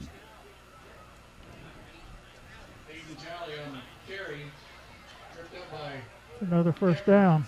Isaac Decker on the tackle for the Rail Splitters. Now it's going to be 1st and goal for the Jersey Panthers at the Lincoln 4-yard line. That's three first downs on 3 plays in a row here, Bob. The Rails just haven't been able to answer and stop this juggernaut of offensive running game. Schultz, handoff. Talley, left side. Easy. Touchdown. 6 points for the Panthers. That'll make the score Jersey Panthers 20. Lincoln Rail Splitters 8 with 3:10 left in the first half. And you're right, Coach, they are a juggernaut. 3 first downs in a row and then a touchdown. You're listening to Lincoln Rail Splitter football on a Friday night under the lights in Jerseyville in Jersey County. A little over 2 hours from Lincoln. Jersey going for the 2-point conversion. Schultz up under center. And he's going to keep it himself. Now he pitches outside. And he's in. That's Chase Withrow in for the 2-point conversion. So that's going to make it Jersey Panthers 22, Lincoln Rail Splitters 8. We'll be back in 30 seconds.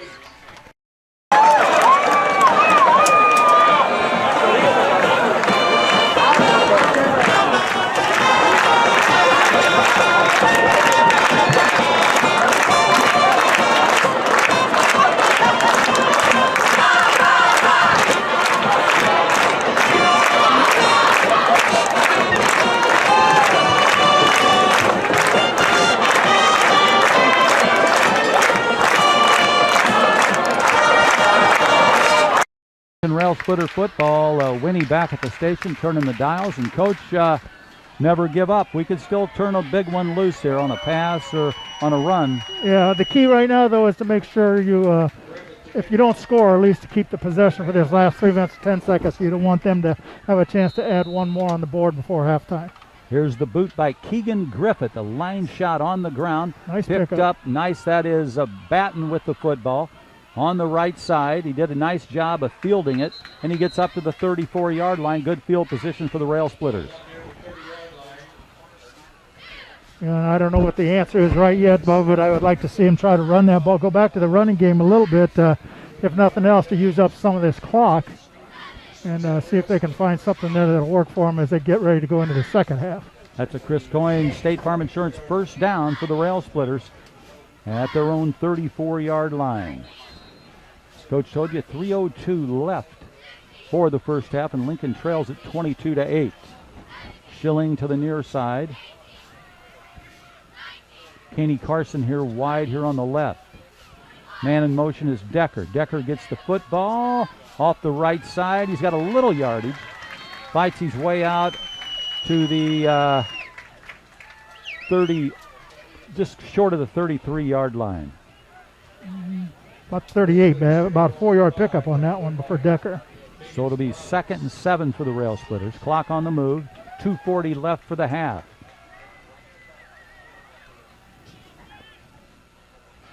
That's a good hard run by Isaac Decker. You know, he didn't have much running room, and he kept his feet under him. Man in motion, Oh. low snap, and they dive on it. That's not a good one. Not sure who that That's was. Gandolfi covering it up. Okay. That was a low snap. Polis didn't have much of a chance to do anything with it because it was down around his ankles. Ball back at the 34-yard line. 3rd and 11 for the Rail Splitters. Clock continues to move. 2 minutes for the half. Going to have to bust a first down here.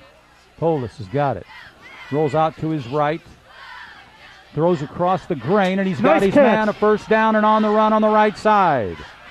Isaac Decker got a nice catch there. They broke the big play from Elijah Polis. And that's going to be a Chris Coyne State Farm Insurance first down, and that's the way we like it, baby, for the Rail Splitters.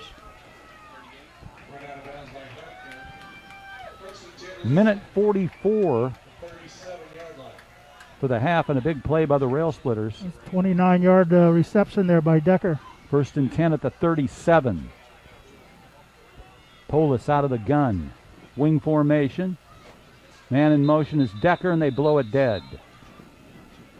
And I think that was motion on the Railers again.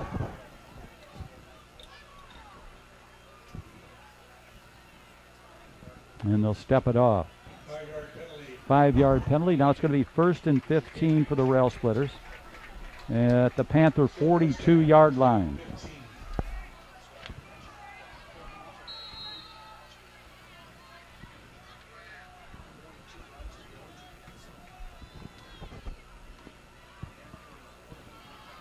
First and 15 at the 42. Polis out of the gun. He's got Gandolfi in the backfield with him.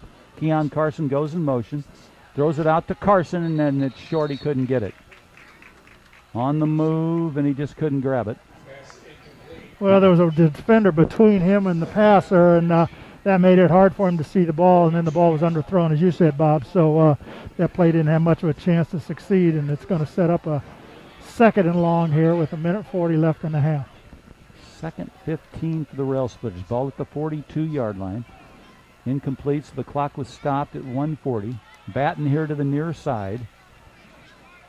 Polis got the snap. Keon goes in motion. They hand it to Reverse. Keep going. That's Decker. That's Decker. Stay Still on your his feet. feet. He's got a boy. first down and more. Isaac Decker, and Coach called it on the reverse deep into Panther territory, and that's a Chris Coyne State Farm Insurance first down, and that's the way we like it. Ball is going to be spotted inside the 25-yard line at the 23-yard line. That was a nice double handoff reverse in the backfield, and Decker made a nice run after he got the ball for the first down.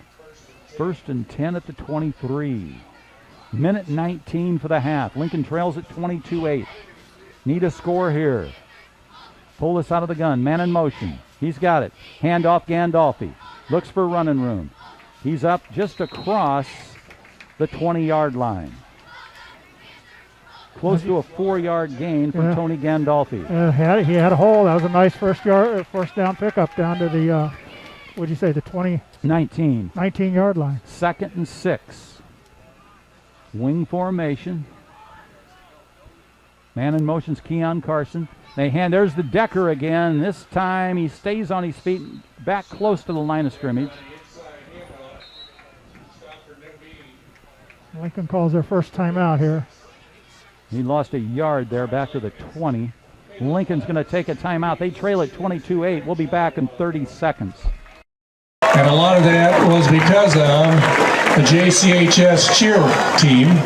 And those girls are Morgan Johnson, Kendall Price, Ashley Smith, Katie Mueller, Maddie Ramirez, Sarah Jones, Anna Fink, Sydney Palis, Savannah Palis, Jaylee Smith, Peyton Getton.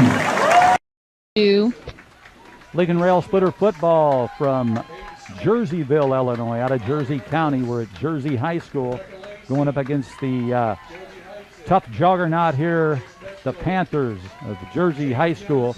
Lead us 22-8, but Lincoln on the march here. It's going to be 3rd and 6 at the Panther 20-yard line. It'd be great. It'd do great for their morale to get one in here just for the halftime, Bob. Here we go. We got 2 plays at least here. Here's the snap to Polis. Fakes the pitch. Now he's going to throw it long to Batten and tipped away. Tipped off. Good coverage out there by the Panthers. So now it's going to be 4th down, Rail Splitters. But they had good coverage on him that time down the field, and it got tipped off by the defender. Batten was trying to get back to the ball, but good play all around by the defense on that one. Batten shook up on the plays, walking to the sideline. And they'll have to send a substitution in for him. They stopped the clock on the incompletion with 32.4 seconds left. Ball at the 20, going to be 4th and 6. Here we go. Gandolfi, the fullback. Keon Carson, Isaac Decker, the wings. Decker in motion. Pitched it to Decker. Decker's going to throw. He's got a guy open. Got a man open. No, incomplete. Nice play, just couldn't complete the pass. Well-designed play, but it just didn't go, so now the Panthers will take over on downs. Panthers take over on downs. He was open too, Bob. He got behind the defender and he was going toward the end zone, and the pass was just overthrown. A little adrenaline there, a little excitement, and overthrew the receiver. Otherwise, Lincoln would have had 6 on the board. As it is, with 27 seconds left here in the half, Jersey's going to have the ball at their own 20-yard line. That's a tough play to make, Coach, when you put under the gun like that and you got to make that throw. And you're right, it was probably just adrenaline. It was a good call. It was a good call. He had a man open. Just couldn't execute the play. Schultz up under center. 1st and 10, man in motion. And yeah, good he's job. not going anywhere. Hang on. Get him down. He's hard to tackle. I think that was 11. Is that Winthrop? I think that was Winthrop. He's a tough kid to take down. He is. They're a pretty tough ball club. And that's going to be the half, I think.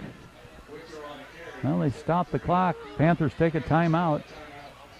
8.4. Railers trail at 22-8. We'll take a 30-second timeout. Interesting.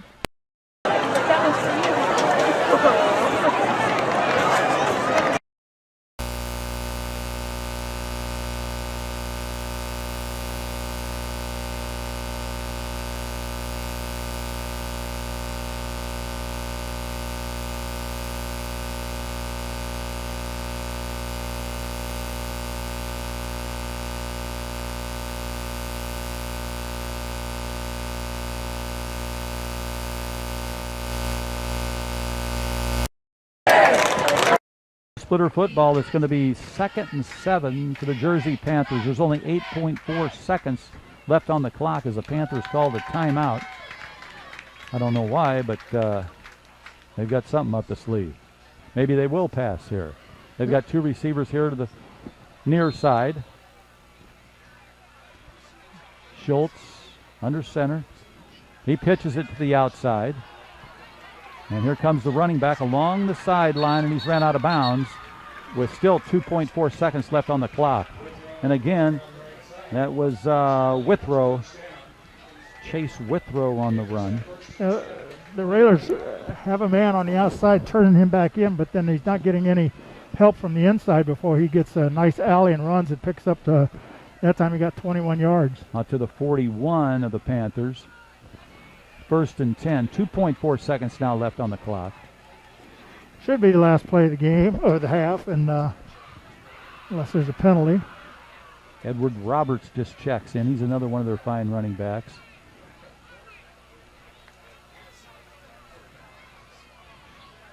Schultz comes up under center. 2.4 seconds. Now he's got 2 receivers to the far side of the field. Man, that's the Roberts. They pitch it to him.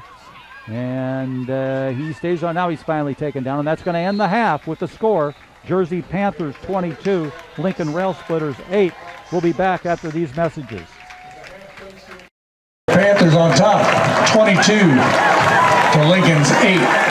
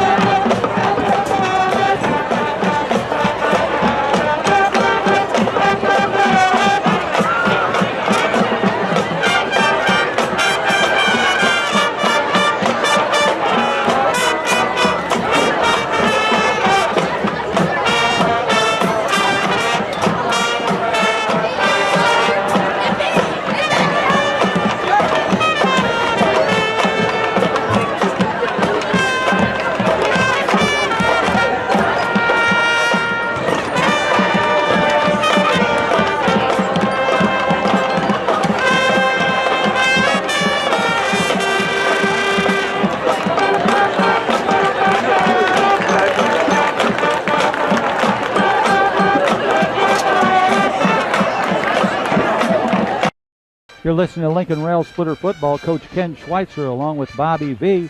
And tonight's halftime show is sponsored by Growl Incorporated, serving Lincoln and Logan County since 1953. And it's time for the best deals on new and pre-owned vehicles.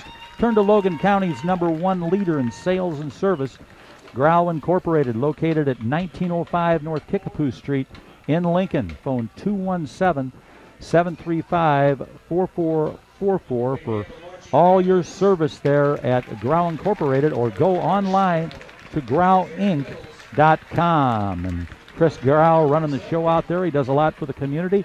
So thanks to tonight's halftime show being sponsored by Growl Incorporated. And at this point, we'd like to look at the Me Realty 3 list of the game that we mentioned before the game. We'll take a look at them here at halftime. So, the number one thing we talked about ball control, and I think to an extent, especially in that first quarter, the Lincoln had the time possession was better for the Railers. They held the ball longer, but Jersey was able to score quickly. So in a way, the Railers have held the ball a little longer. Number two, we said sound defense, assignment defense. And I think that's been a little spotty tonight. Lincoln hasn't tackled maybe as good as we saw in the first 2 weeks. You got to give Jersey some credit for that. They've got some pretty hard and good runners. But we've given up 22 points here in the first half, and that's probably a little more than Coach Sikowski would have liked. The third thing was cut down on penalties, and we certainly have not done that, Bob. In fact, we got unofficial stats that we keep, but we've got as many penalties in this first half as we had the whole last game last week, and that was way too many. So I got us down for 8 penalties so far here in the first half, and they've been killers too, because they've slowed down drives, or they've killed drives, and so that's something that we have not been able to improve on from the first 2 weeks, and I know that's going to be a disappointment to the coaching staff. Well, we knew that the Jersey would be a tough, punishing running team because they've scored a lot of points in those first 2 games. We didn't know they'd be this tough. And that's tonight's list of the game, brought to you by Me Realty. When you're ready to list your home, contact the professionals at Me Realty. And you're right, Coach, we got to cut down on those penalties. And defensively, I mean, as you said, we just ran into a juggernaut. These guys have put up close to 100 points in the first 2 games of the season, and they're piling them on again tonight. Yeah, and those first 2 weeks they've done mostly on the ground, which they've done tonight exclusively. Haven't seen a pass yet from them, and not sure we will. They don't really need to, although it's probably good, because sometime down the road they may need that. So don't be surprised to see a few passes here in the second half, especially if they can maintain a decent lead. The Railers are going to get the kickoff, so hopefully they can get down and score and tighten this game up a little bit and keep it competitive in the second half. But they've got good running attack. They got a real stud in their sophomore running back, Aiden. What's his last name? Talley. Yeah, I was going to say Taylor. He's the real deal. At 6'1", 195 pounds, and we haven't been able to stop him at all tonight. On the other side, Lincoln's leading rusher, Kean Carson, they've held him to 7 yards on only 4 carries, and we would have thought maybe he'd have got highlighted a bit more, but they've stopped him a couple times. He hasn't been able to break in the open, and he has caught a couple passes for 21 yards. Isaac Decker's caught 2 passes for 40 yards. We're only 5 for 17 throwing. That's a lot of passes in just a half of football for the Railers. How much did Gandolfi pick up in that first half? Gandolfi had 7 carries for 17 yards. He had a couple losses. The one on the fumble that he recovered, he took 4 yards off of that, so probably really wasn't fair, but that's how I keep track of it. He's had the most carries. Isaac Decker's carried the ball 5 times for 20 yards. Well, Coach, you mentioned the passing, the extra passing we've been doing, and you would like to see a little bit more running. But that was an exciting pass play there at the end. We just couldn't complete the pass. We had a man open, and just didn't work. That was a halfback pass. Yeah, that was open. It was well executed. Just overthrew him a little bit, and when I think that was Isaac Decker throwing the ball. I know it was. Yeah. And he's not used to it. I'm sure they've practiced the play many times, but he's not throwing the ball in the game all the time. So he just had a little too much adrenaline, got a little too much on it, and couldn't quite hit that. We want to remind the fans to catch the Cheap Seats Saturday morning sports show tomorrow at 9 o'clock. Scheduled guests include a Rail Splitter football coach Matt Sokowski and a phone interview with Olympia football coach Eric Lyons. Listen at 96.3 FM or on a mobile device with the Mixler app, or watch live online via YouTube. That's the Cheap Seats, Saturdays at 9 a.m. on WLCN. And then after that, you don't want to miss the Illini Guys Sports Spectacular. I listened to him a little bit last week, the Sports Spectacular show. This week's guests include the radio voice of Illini football and men's basketball, play-by-play announcer Brian Barnhart. He's one of the all-time greats. I've listened to him over the years, Brian Barnhart. That's the Illini Guys Sports Spectacular, Saturdays from 10 a.m. to noon on WLCN. And also, have you got the 411? Get the WLCSN's free weekly newsletter. That sounds interesting. The weekly newsletter with event listings and programming notes delivered to your inbox each week. Sign up at WLCNonline.com to get your free weekly newsletter. That should be very interesting. Coach, in this second half, we've, of course, got to pick up the defense, but offensively, we've got to find some way to score. Well, I think it's been a problem running the ball. I think it all starts up front. You got to get better blocking and open up some holes and sustain some blocks. And then the runners have to run hard and as fast as they can to get through. And I wouldn't be surprised if Carson gets a few more touches here in this second half, see what he can do. And I wouldn't be surprised to see him still throw the ball a little bit. Well, that's right. We want to see Keon to get back on the action. And Elijah Polis is a capable passer. We just got to get some of our guys open. At this point, we'd like to thank some of our billboard sponsors. Mike Moskey Auction Service, phone 217-519-3959, or go online to moskeyauction.com. Also the State Bank of Lincoln, a division of Heartland Bank and Trust, member FDIC. Headline Salon, where your hair makes the statement, phone 217-651-8310.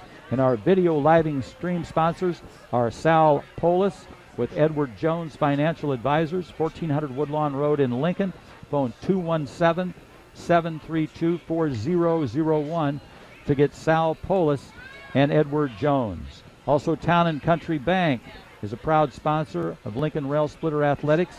At Town and Country Bank, our mission is to help empower the financial well-being of your communities, one person at a time. And Heartland Community College is your community college at Heartland. You'll get the personal attention and support you need to successful student. Discover her Heartland, discover yourself. Visit heartland.edu/Lincoln. Well, the Rail Splitters down in the locker room, and they're probably talking about the same things we did. Coach, let's hope in this second half they can come out and accomplish them. Yeah, the clock's running down to about a minute, and then they'll get 3 to warm up. So we're not too far away from the second half. Gives us just a minute to talk about next week, Bob. We stay on the road next week, get back into the Apollo conference action as we go to the Muhammad Seymour for a conference action over there.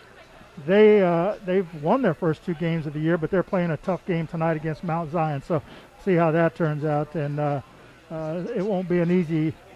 It won't be a bad trip for us, but it won't be an easy game for the Railers. Yeah, that won't be an easy game, I don't think, for Muhammad Seymour against Mount Zion. Mount Zion puts out a pretty good product, but again, as you said, on the road against Muhammad Seymour, not going to be an easy one, but we knew it coming into the season. We were happy to get those first 2 wins, but we're in a tough fight tonight.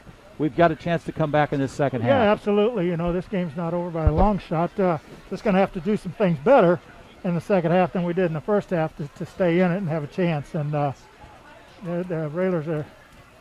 Panthers are out on the field now, and the Railers are just about ready to come out of their locker room. They got a 3-minute warm-up period, and then we'll be ready to go. We'll take another 60-second timeout, and then we'll be back for the second half of the Rail Splitters and the Jersey Panthers.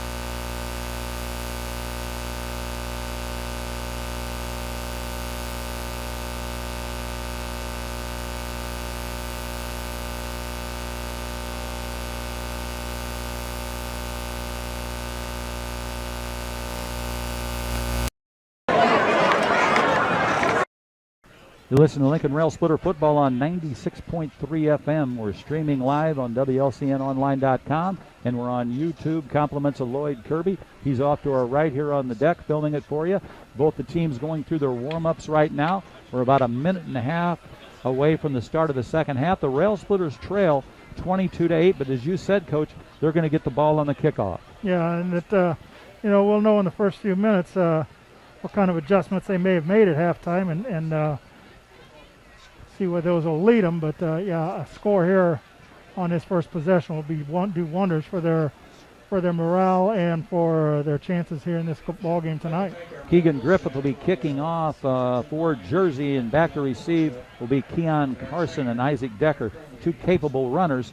So we'll see what they can do with the football, if they can get some good blocking up front. Right now the Rail Splitters going through their warm-ups as we got ready for the second half. I know Scotty Batten went out after one of those plays. He's a little bit shook up, but I think he may be all right. I haven't seen his number yet out there, but let's hope he comes back for the second half. Officials are out on the field as we get ready to go. Jersey has come to the sideline here, and we want to thank all our fine listeners out there, and we mentioned our sponsors who are able to bring us the football game tonight, as on every Friday night under the lights here for our high school football players. Lincoln in their road whites with the white helmets, the green numerals trimmed in red with the green pants, and going up against the Panthers with their powder blue jerseys, and on their epaulets they've got black stripes, white stripes, and their white helmets and white pants.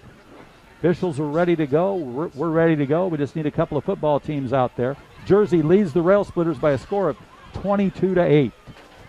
Matt Volakovich, one-time captain of the Rail Splitters, defensive ace. Now he's a coach for the Railers, heading up on top to send down to Coach Silkowski what he sees out there on the field. Railers lining it up as we get ready to go. As we mentioned, it will be Keon Carson and Isaac Decker back to receive for the Rail Splitters. One of the front men up here for the Railers, in case it's kicked short, is number 17. That's Peyton Johnson. Also, Scotty Batten's back in there. He's one of the front guys up there in case the ball is kicked short. Keon Carson here to the near side of the field. Isaac Decker on the far side as Keegan Griffith gets ready to kick it away. He's teeing it up. His team leads it 22-8. That's the Jersey Panthers. Panthers come in with a record of 1-1. The Rail Splitters 2-0. And here's the approach and the kick by Griffith. This time it's going to go to Keon Carson at the 15 to the 20. Carson up to the 25, looking for running room at the 35 to the 37 before he's knocked out of bounds, maybe to the 38-yard line. Keon Carson make that the 34-yard line. And it'll be Chris Coyne, State Farm Insurance, 1st and 10 for the Rail Splitters. And looks like they're going to spot it at the 33-yard line. Yeah, if the field had been a little wider, I think he might have got it turned upfield, Bob, but it wasn't. He ran out of running room, but he showed some speed there running to the sideline. Batten splits it wide here to the near side. Looks like Caney Carson on the far right side. Man in motion is Keon Carson. Here's the snap. Gandolfi. No, that's a keeper. That was a fake the handoff to Gandolfi. And I believe Polis kept the football. He did. Yeah, I'm not sure that was a planned play, though, Bob, or if he just missed the handoff and wound up having to keep it and picked up a yard on it.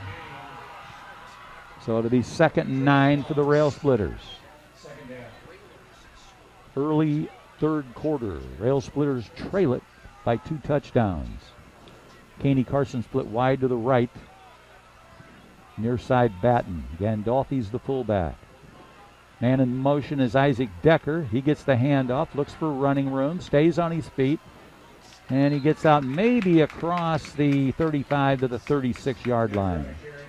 Yeah, they play a swarming defense, Bob. It looked like he maybe got the line of scrimmage and might have a place to go, and all of a sudden there's 3 or 4 blue shirts there, and they just swarm him and take him to the ground after only about a 3-yard pickup. So it'll be 3rd and 6 for the Rail Splitters. Pull this out of the gun. It's got a halftime report. Muhammad Seymour 14, Mount Zion 13. Decker goes in motion. pulled us along the sideline.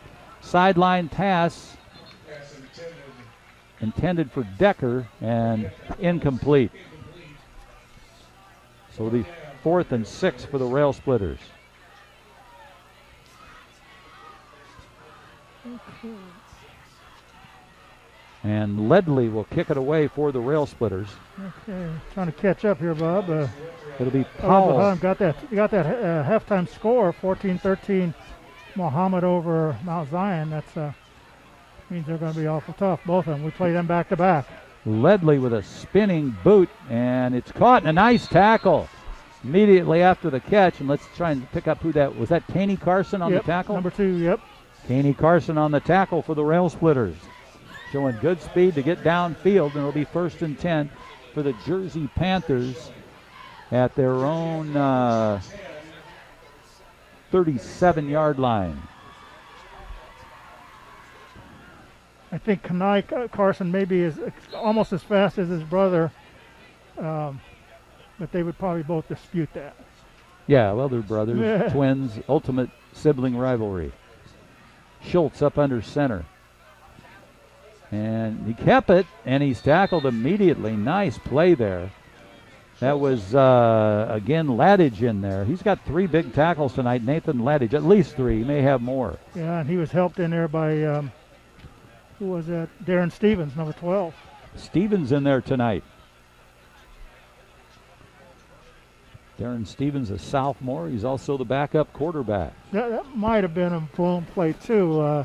Quarterback just didn't look like he was quite, like maybe he missed a handoff, too. 2nd and 11. They pitch it in the backfield. And that's Roberts with the football. He's got a 1st down and more along the sideline, and he's finally tackled. Trying to pick up who that tackler was. He's walking into the backfield here.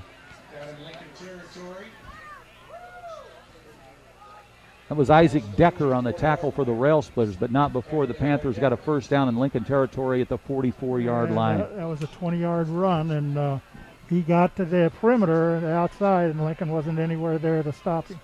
1st and 10 for the Jersey Panthers. Schultz, the quarterback, up under center. Hands off to the big fullback. That's Talley. He's got another 1st down.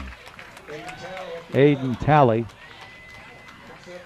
Another tackle for Isaac Decker for the Rail Splitters.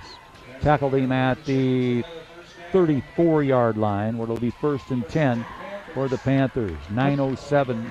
Go ahead, Coach. When a lot of your tackles are being made by your secondary, that's not a good sign. Your linebackers, even your linemen, should be helping out a little more, but our secondary doing a lot of the tackling tonight. Jack DeSantos, the center for the Panthers. Man in motion. Talley, left side, gets hit, stays on his feet. One tough kid. He got hit early, but he was able to grind it out to the 29-yard line. I think that was Tate Johnston on the original hit, and he hung on and got a little help finally, but he still picked up about 4 on that play. They mark it at the 30. 2nd and 6. Yeah, when your secondary is making that many tackles, it means you're letting the runners get a good run at it before they even get to them, and that's why they're getting so many yards. Got that momentum going. Man in motion. Talley, right side. He rambles on. He's got a 1st down and more before he's taken down. We haven't said a whole lot about it, Bob, but that offensive line for the Panthers is doing a pretty good job up front, opening holes at the line of scrimmage, and then he's just powering his way through, picking up big yardage. There's a 10-yard pickup to the 20. And I was watching him, one of the guys in the warm-ups, number 78, Ethan Benton. He's a senior. He's 6'4", 335, and he can move.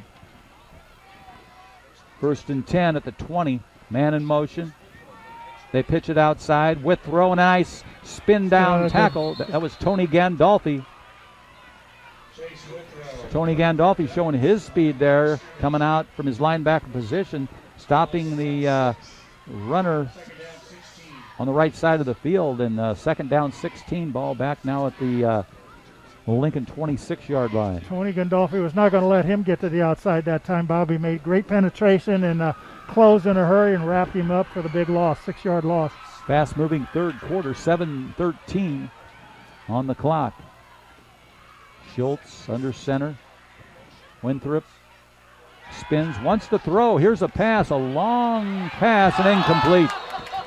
Along the sideline. Would have been nice for one of the rail splitters to pick that off, but nobody could get close to that one. Yeah, it was just off his fingertips, just a little overthrown, or they might have hit it. But the first pass we saw tonight from Jersey, and that's at the 6:59 mark here in the third period. Stop the clock at 6:59 on the incompletion. 3rd and 16. They're in two-down territory here at the 26, Bob, so that was probably a good gamble for them to try to hit that pass. It was. They sent 2 receivers to the left side of the field this time. Schultz went through. Oh! He's outside already. He's got it. He got a great block by number 10 on the outside. Close to a first down. Roberts.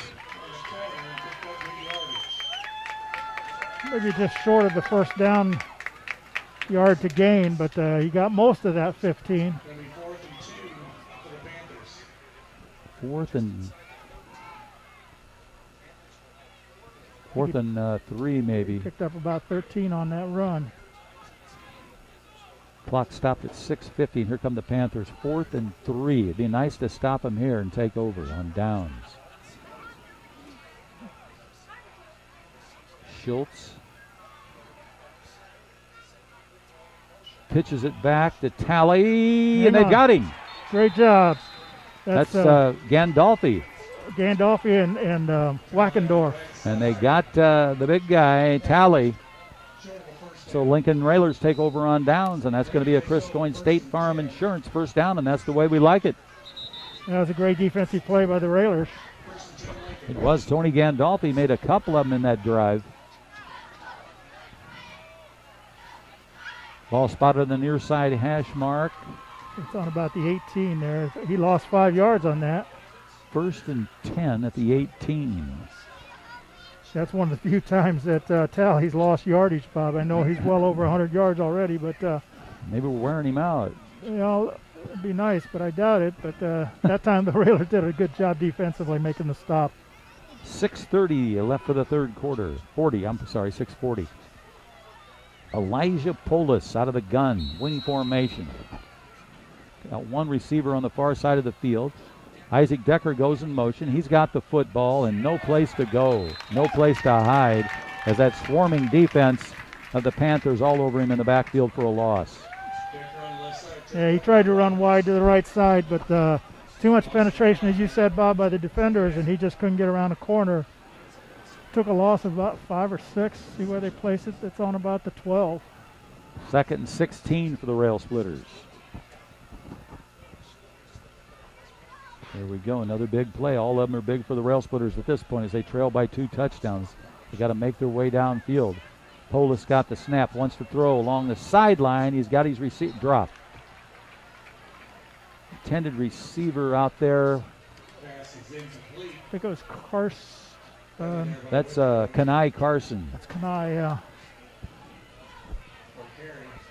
It would have been a short gain had he hung on to it, Bob, but as it is, it goes incomplete and sets up 3rd and long, and Railers can't pick it up. They're going to wind up having to punt deep in their own territory. At the 12-yard line, 3rd and 16. Gandolfi in the backfield with Polis. Polis going to have to throw. 2 receivers here on the left side. He's open. Look up the middle. He's got Gandolfi, and Gandolfi not going to go anywhere. In fact, it's going to be a loss.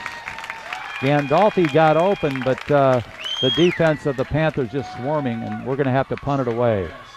I'll tell you, the Railers had 2 wide receivers on the left side, Bob, one in the slot, and really only one defender out there. The slot man was wide open, running straight down the field. That wasn't the play they ran. I saw him open, but they were running something else looked like a screen in the backfield. Ledley going to have to punt it away. Jaden Ledley, our punter. The long snap will be by Justin Powell. Ledley about 5 yards back into the end zone. Here's the snap. High, jumps up, gets it, kicks it away, end over end. And it's going to bounce, and one of the Railers are going to down it along the sideline. That was Kenai Carson. The young speedster was able to run it down and down it, but great field possession for the Panthers. Yeah, their last drive, they started with pretty good field position on their own 37. This time they're going to be on the Lincoln 29, and it's only a matter of time. I hate to say that, but the Raider defense is going to try to have to come up big here to keep them out of the end zone. 1st and 10. 5:03 left on the third quarter clock, and the Panthers lead the Rail Splitters 22-8. Schultz up under center. Roberts in motion. They hand it on the reverse, and that tackle is made by Kenai Carson. Carson showing up all over the place as he takes down Withrow. Chase Withrow got the first down at the 16-yard line. But Kenai Carson's come on to play some defense and offense here for Coach Sokowski here in the second half. Schultz ready to go with his ball club. 1st and 10. Roberts in motion. Give off to Talley. Talley tries to jump to the outside, but there's a host of Railers there. Tally on the left side. One of the first ones there trying to pick up who it was. Second down. That was Isaac Decker, one of the first guys there to wrap him up. Railers doing a lot of tackling tonight, dragging people down instead of hitting them head on and wrapping them up, and they're just dragging and hanging on and getting them down, but they're dragging them for more yardage. 3-yard pickup there by Tally. 2nd and 7 at the 13 for the Panthers of Jersey. Schultz got he's going to keep it himself, but good pursuit by the Railers.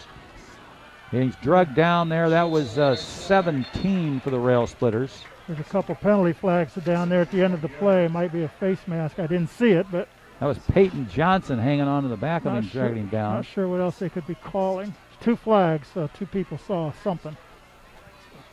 Penalty flag on the play. Peyton Johnson was the guy that had him by the ankles. I didn't see that. Personal foul on the defense. That penalty will create a first down for the Panthers.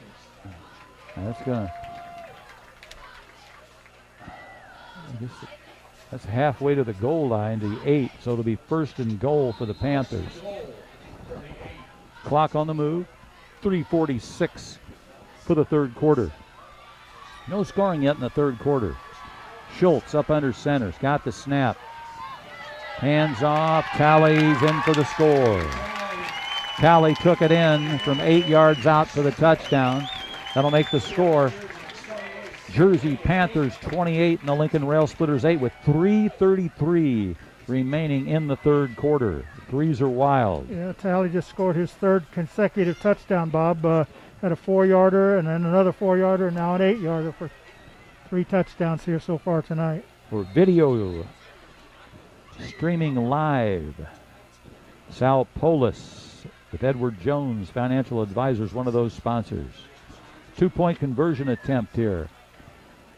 Schultz hands off Talley right side, and I believe he got in. He did. 2-point conversion for the Panthers, and that'll take the score up to 30 points for the Panthers. Rail Splitters still with their original 8. We'll be back in 30 seconds.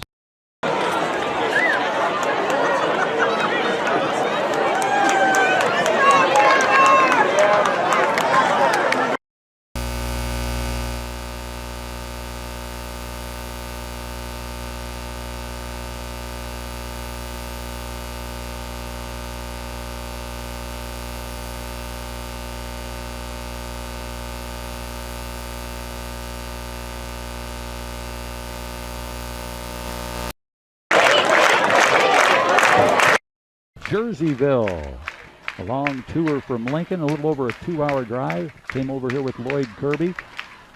Ken Schweitzer was out on assignment for ESPN in from St. Charles, Missouri, across the river, about an hour away. Back for the Railers, Isaac Decker and Caney Carson. Keegan Griffith going to kick it away for the Panthers.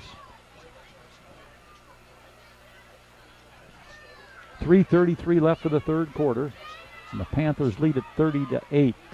We led at one time 8-6, Coach, but that was it. Yeah, we just defensively haven't been able to stop them. They're a hard-running team, do a lot of things well on offense, and Lincoln has had an answer for it tonight. Keon Carson and Isaac Decker wait back there with that's Jason Ledley and Scott Batten. Let's see who it goes to. Keegan Griffith got it teed up at his own 40, waits for the whistle. There it is. Here's the approach in the boot. And it's going to be picked up. Oh, no, it bounces away from Isaac Decker. Now he picks it up at the 10. Looks for running room at the 15. A penalty in the backfield. I didn't see that. It's probably going to go against the rail splitters. Well, yeah, he blocked down there, but maybe I didn't see something. But looked like a block from in front. I didn't see anything bad about that one. But I'm sure it's going to be against the Railers. Yeah, when they throw it back there. Panthers pretty well have had their way tonight. They lead at 30-8. And they're going to back it up on the penalty deep in Lincoln, inside the, no, about the 6-yard line. Well, that's not a good way to start a drive. They're kind of in the hole. It'd be tough to get out of there when you can't run, pick up very many yards. 1st and 10 at the 6.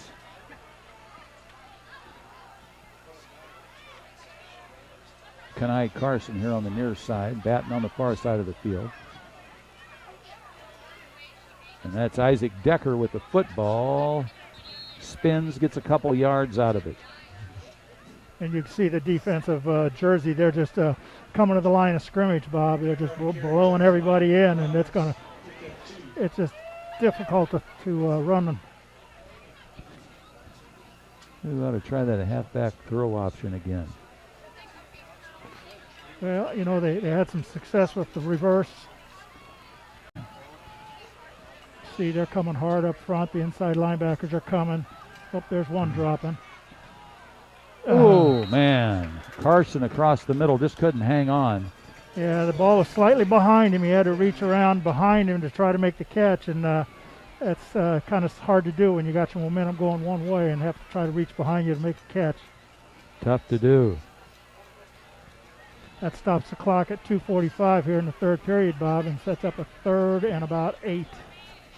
Got to hit one of those passes, get that first down. Kenai Carson split to the near side, batting on the far side of the field. Keon Carson in the slot on the right side. Here's the snap. Polis. Oh, taken down. And that's a safety, 2-point safety for the Panthers. Polis just didn't have a chance. And we lose another 2 points there, so it's going to be 32-8 for the Panthers. But 2:38 left in the third quarter. Well, he couldn't find anybody initially, and then he tried to roll out, Bob. And again, the pressure and the penetration by the defense was just more than he could get away from. Went down in the end zone when that play started on their own 8-yard line. So Keon Carson's going to have to kick it away from his own 20-yard line on a safety. That's even more of a punishment there. Yeah, as good a punter is that I'm almost surprised they are having Ledley punt it. So you there. could punt it if you wanted. You could kick it any way you want, yeah. Keon Carson from his own 20.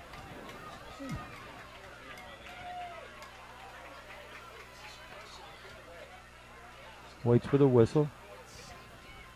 He's got it. There's the approach and the boot. Pretty good kick.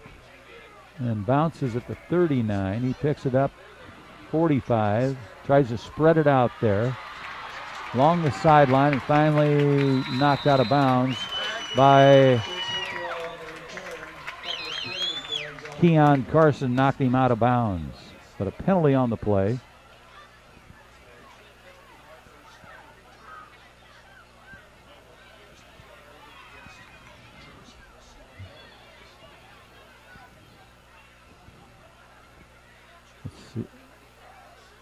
Well, they're going to move the chains, looks like. They're moving back, the Panthers. There's a flag over in the middle of the field, and there's one here on the near sideline. Holding against the Panthers. Blocking the back, declined. Blocking the back, accepted. Ball is going to be back at the 45-yard line. 45-yard line, where they'll have first and 10. First and 10 for the Panthers. 2:27 left, third quarter. You listen to Lincoln Rail Splitter Football on 96.3 FM out of Atlanta, Lincoln. Streaming live and on YouTube. Near side hash mark. Schultz, man in motion. Go! Pitches it outside to Roberts, and Roberts is taken down in the backfield. Good job of containment there by the Rail Splitters. It took a while to take him down, but they finally did. But they did a nice job of boxing him in. They turned him in so he couldn't get to the outside. Had him from the inside. Just took a while to get him to the ground, but they finally did for no gain. Yeah, he got back to the line of scrimmage at their own 45, so it'll be 2nd and 10.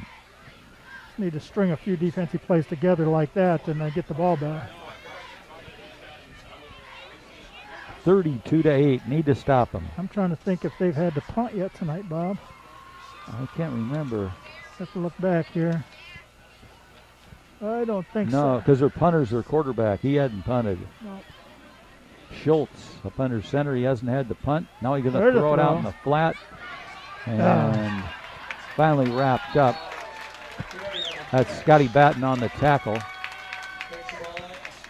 The receiver was Blake Carey.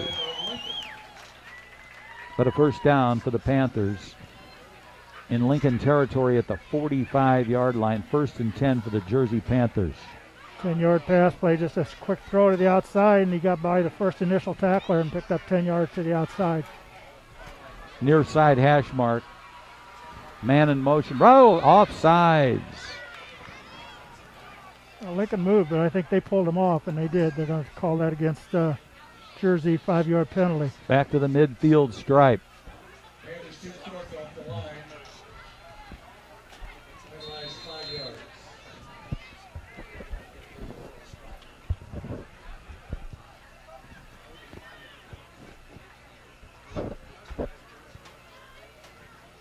We're under a minute here, Bob, in the third quarter.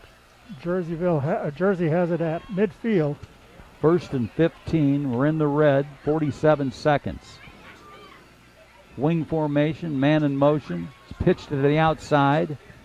One railer there. No, a second one, and he finally takes him down by the ankles. That was number 21 for the tackle for the Rail Splitters.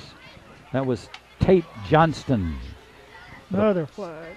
Flags flying all over the place. Yeah, we get one almost every other play, and that's going to go against Jersey, pushing the back. And neither coach is going to be happy with the amount of penalties we've had in this game tonight. That'll back them deeper into their own territory. They were at the midfield stripe. Now they're going to be at the 43-yard line. 34.9 seconds on the clock, and now it's running. 1st and 22 for the Panthers. They lead at 32-8 here at the end of the third quarter. Fearsome running juggernaut. Schultz wants to throw. Now he's going to run. And one man to wrap him up, and he does. Nice job. Open field tackle there by Scotty Batten. And a Well, here that was just. Oh, hey, yeah. One of the guys got a little carried away there. Well, our man did too. Uh-oh. There was a penalty against them, and so that would have been great. But then our player pushed him, so he got another flag. So it's probably going to offset each other. That was not a smart play. No. Can't do that. I don't. Yeah. It's not You can't retaliate when something bad goes on out there. Right. Because you pay the price. Got to keep the game under control. Officials talking it over. You listen to Lincoln Rail Splitter Football, 96.3 FM. We're on the road in Jerseyville over in Jersey County. Very nice place to be. Nice communities along the way, too.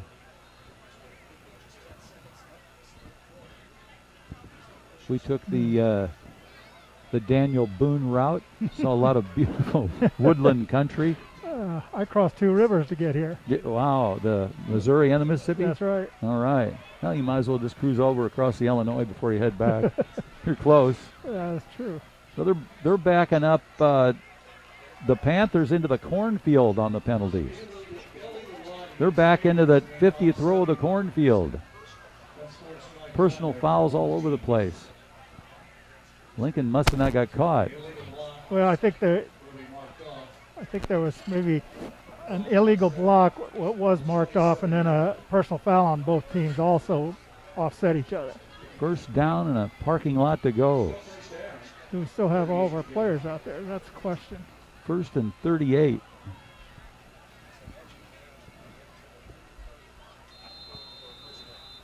And that's going to run down the 3rd quarter clock. They're going to run a play, I think, before it runs out.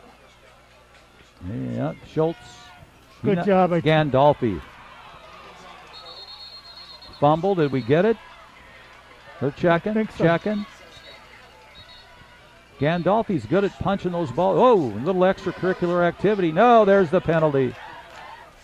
Oh, boy, they're trying to sort out the ball, and some extracurricular activity starts behind the huddle there. They still haven't signaled who got the fumble. Lincoln it's got Lincoln the fumble. football. I think. Yeah, that's the way he that pointed. was Justin Walkendorf on the recovery, maybe. Gandolfi made the hit again. You sure that was him? Well, you know, Darren Stevens turned that play inside. He sure helped make that play happen. And the runner couldn't get outside because Stevens turned him in. And I didn't see who made the hit. You thought it was Gandolfi, maybe. I thought it was. That's the end of the 4th quarter with the score. The Jersey Panthers 32, Lincoln Rail Splitters 8. But that's going to be a Chris Coynes 1st and 10 for the Rail Splitters, and that's the way we like it, baby. We'll be back in 30 seconds.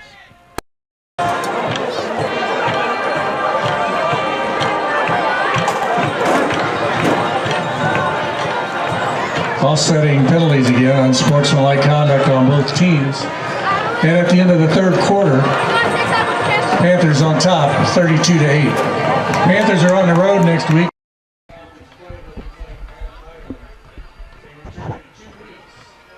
Five, 4, 3.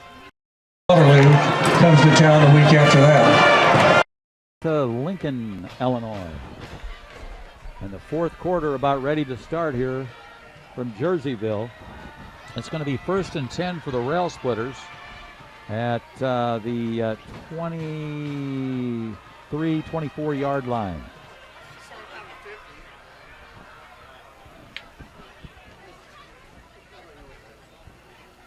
They show all goose eggs on the board. They got to put 12 on there.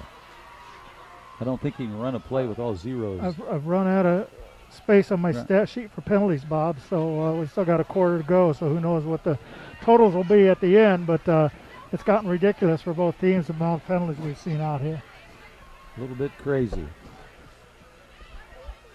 You know, you kind of expect some penalties in week 1 and maybe a few more in week 2, but by week 3, hopefully you got them cleaned up a little bit, and unfortunately the Railers are going the other way. Let's see if they can improve here in this 4th quarter. 1st and 10 for the Rail Splitters. The man in motion is Keon Carson. Yes. Oh, you just can't make that turn. That swarming defense of the Panthers. And they knew about him. They knew about him coming in. Well, you know, it looked like he faked to take an inside, and then he popped outside, and that's where the defense was, and they stopped him. Not sure there's much on the inside, but he lost a couple on that. So it'll be 2nd and 12 for the Rail Splitters. At the 25. Batten split wide to the right here. Man in motion. Polis has got it. Rolls to his right, throws out ahead. Complete to Keon Carson along the sideline. He spun out of bounds, but he's got a 1st down. He's down to about the 7-yard line. Nice catch and run afterwards and a good throw. Looked like Polis had some running room, Bob, if he wanted to, but he knew where he wanted to go with the ball, and he got it to Carson for the big gain. And that's going to be a Chris Coynes State Farm Insurance first down, and that's the way we like it, Rail Splitter fans. First and goal for the Rail Splitters. Polis, man in motion. Keon Carson's bad snap on the ground. I think they got it. And the Panthers got it. Couldn't hang on to the snap, and the Panthers come up with it. The Rail Splitters had a first and goal at the 7, and the Panthers get the ball back. Yeah, that was another low snap. Quarterback Polis is looking for what he's going to do with the ball, and he's not expecting that snap to be down around his feet, and that one was. It wasn't the first one tonight. And he kind of kicked it in front, and it went loose there, and they were able to find it and fall on it. Ball at the 7-yard line. First and 10 for the Jersey Panthers. 10:58 for the game. They lead it 32-8. And they bust out. Is that Talley? Number 22, Talley. Yep. Trying to give him a little room away from the end zone. He does. Out past the 10 to around the 12-yard line. 2nd and 5.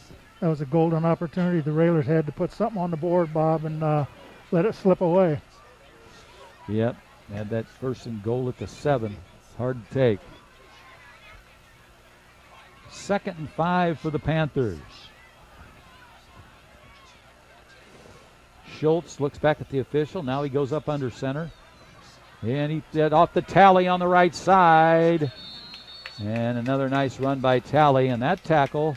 That's Justin Walkendorf on that tackle. Nice ankle tackle by Walkendorf.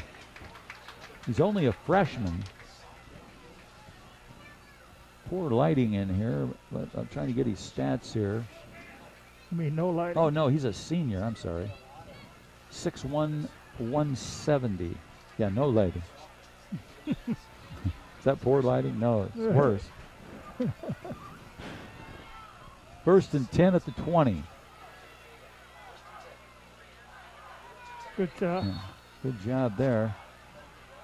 That's Walkendorf again. Walkendorf again. He's had a pretty decent game. I think he was the one who had that fumble recovery earlier for the Railers. Yeah. He wears one of those face shields. He shook up a little bit, but he's walking it off. If they didn't fog up, I think if I was a player these days, I'd wear that shield too. Yeah, especially with the times. Pitch in the backfield. I don't know if that's Winthrop or not. That's Walkendorf getting in kind of at the end. Yeah, he comes tumbling out of there. Kind of after the whistle almost, but yeah. like his aggressiveness. Ball's at the 22-yard line? Yep, No, just a yard gain on that one too. It's going to be 3rd and about 8, a long 8 for him. 8:34 for the game. I'd like to see a nice play here and make him punt once. Logan Schultz, the quarterback, gets a snap from DeSantos Yep. and offsides. Just game 5. It'll be 3rd and 3 then. I've also run out of room for the penalties on my stat sheet. We're going to have to get you I don't know what we'll get you. Well, I got a better remedy, but it's got to happen No on the penalties. field. It's got to happen on the field. Yeah. Ball at the 27-yard line now. 3rd and 3 for the Panthers. We know they're not going to pass it. Schultz trying to pull us offside again. Yep. Let's see if it was going to work again. This time he gets the snap.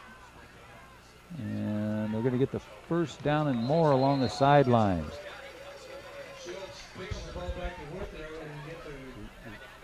Withrow. First and 10 for the Panthers. They keep running the clock down. Went out of bounds, so it's going to stop the clock at 7:56. Ball at the 34-yard line of the Panthers. That was a 7-yard gain, but it's just enough for the first down. And as you said, the clock stopped now, just under 8 minutes here in the game. Wonder if Lloyd Kirby will still give me a ride back. He wanted a fish dinner, but I didn't get it for him. Well, You better Well, keep he your- asked too late. You better keep your eye on him then before this game. Oh, I'll help him pack up. Here we go. Well, Tally not going anywhere that time. That's pretty rare. There's 1, 2, 3, 4, 5 white shirts in on that tackle. Took 5 rail splitters to tackle him. Well, that's what you need against a good runner like that. You got Yeah. to get a lot of bodies around him. Yeah, Did a nice job that time. he's a tough one. Ball still at the 35. 2nd and 9. So this is these guys play out of the Mississippi Valley Conference. Right. Sounds pretty cool. They play at Highland next week. That's a conference game. Schultz, Double reverse. Oh, hang on. Withrow. I think that is that was Jaden Ledley that Ledley? had him by the ankle. Good job by Jaden. Ball at the 37-yard line. All right, another chance to maybe put him in a punting situation. It's 3rd and 7 here. 6:50 left of the game. Panthers lead the Rail Splitters 32-8.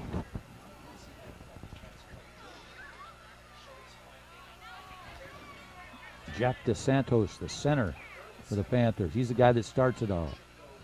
Schultz throws it out in the flat. Hang on. Good Adam. Nice. That's Stevens. Is that Stevens? That's Darren That's Stevens. Darren Stevens on a nice tackle. Great read. He read that play and then made the stop in the backfield for a loss. Great play by Darren Stevens. Darren Stevens out of Middletown, Illinois.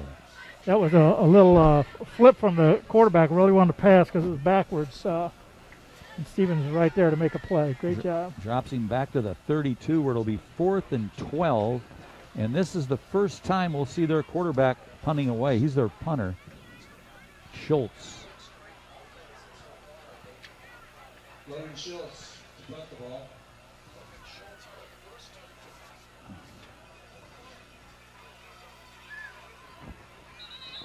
Oh, jeez.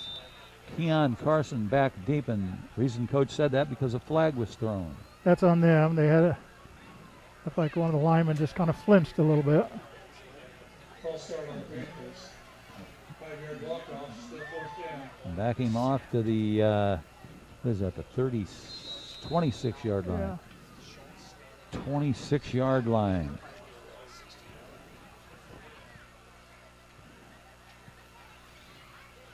DeSantos will snap it to Schultz.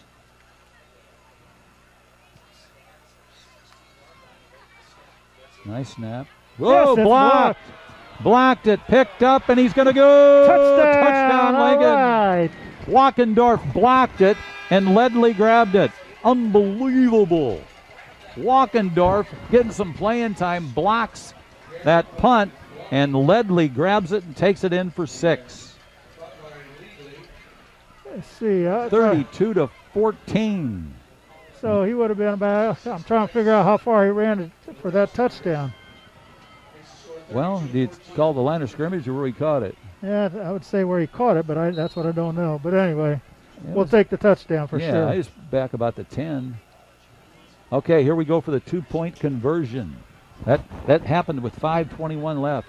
Here's the snap. Hand off. Oh, run it in. He's going to keep it. Runs for the pylon. That is Elijah Polis for 2. He kept faked the handoff to Tony Gandolfi, and then he just took it to the pylon on the far side of the field, and it's 32-16. We've cut the score in half. We'll be back in 30 seconds.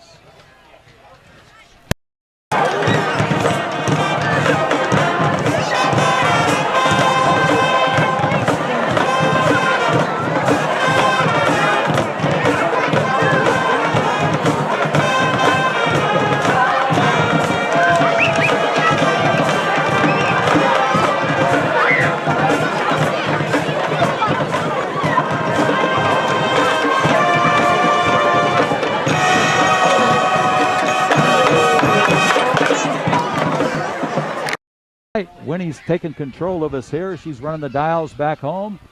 And we're back here with Lincoln Rail Splitter football. They just scored a touchdown, got the 2-point conversion, made the score 32-16. And now Keon Carson going to kick it away. Not too many people back. Yeah, they're looking for a short kick here, probably an onside kick. I wouldn't be surprised. There it is. Onside kick, bounces high, and smart play by the Panther. He went up and got it, and then he just went and down and he downed the football. Yeah, you hope to get a good low bounce on that, and it just bounced right up into his hands. And as you said, Bob did the smart thing of getting it and just downing it. Ball at the 48-yard, just right at the 48-yard line. 1st and 10 for the Jersey Panthers. 5:18 left for the game. That was a nice score for the Railers. A good block and a good pickup and run it in. Gives them a little bit of confidence here late in this game. Get the defense fired up. Tally tackled from behind.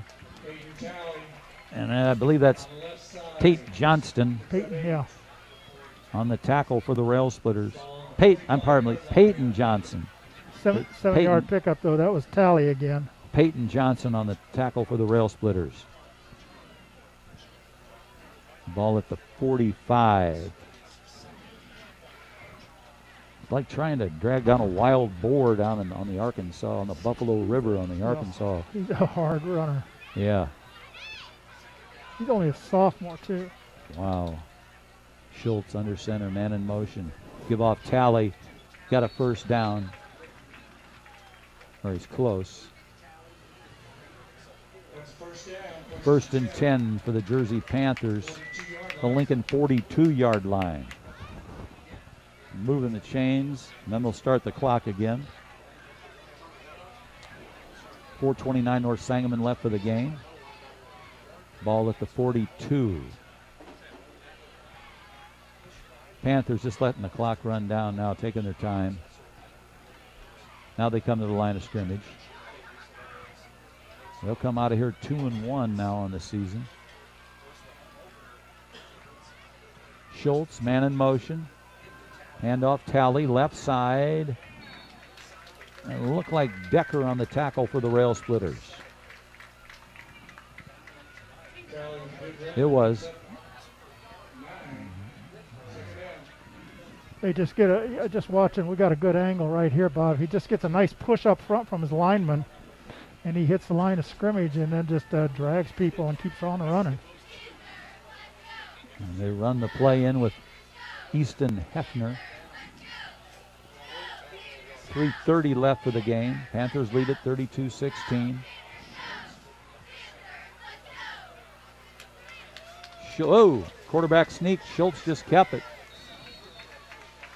Quick count. Schultz just kept it to the 30. Yeah, that might have been a silent play there. It looked like the center just took off ahead of the lineman, and sometimes the quarterback comes up and just gives him a nudge and gets a snap and picks up some nice yardage. Does about a 4-yard pickup. 1st down, 1st and 10 at the 30. 3 minutes left for the game. Jersey leads the Rail Splitters 32-16. Yeah, you're right, Bob. They're taking their time, and Lincoln has no inclination to stop the clock. They have some timeouts, but down 16 points. Schultz, handoff. Tally. Ladage heading by the ankles.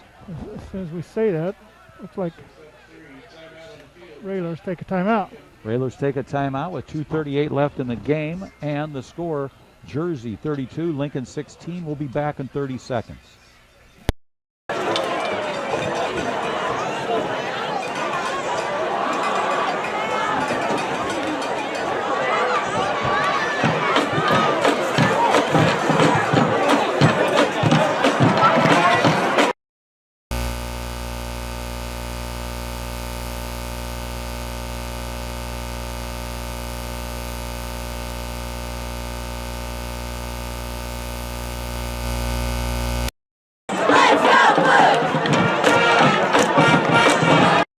Jerseyville, Jersey County with 2:38 left in the game. The Rail Splitters trail at 32-16.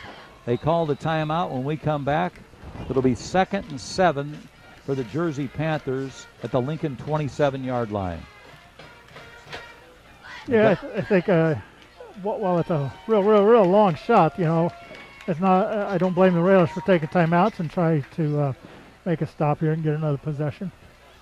Making a stop's not the easiest thing to do, though. We've done it, but it's A like few you times, said, yeah. Yeah. Not often enough, unfortunately. Schultz looks along the line of scrimmage. 2nd and 7 comes under center, man in motion. He lines back up. Now he goes again. Tally left side, tripped up, and finally taken down. Aiden Tally, the tough sophomore. What is he, like 6'1", 195? That's exactly what he's listed as, and he's down to about the... One of the rail splitters shook up. He's all right. He gets back up. He had to get his marbles back together. Peyton Johnson. He's going to go to the sideline. He took the full shot. Yeah. You know, there's some big linemen up front, and we said this before, but they get a good push off the line of scrimmage, and that gives the running backs a real edge in getting past the line of scrimmage and then finding running room. Looked like 52 for Lincoln checked in. It's tremendous lighting.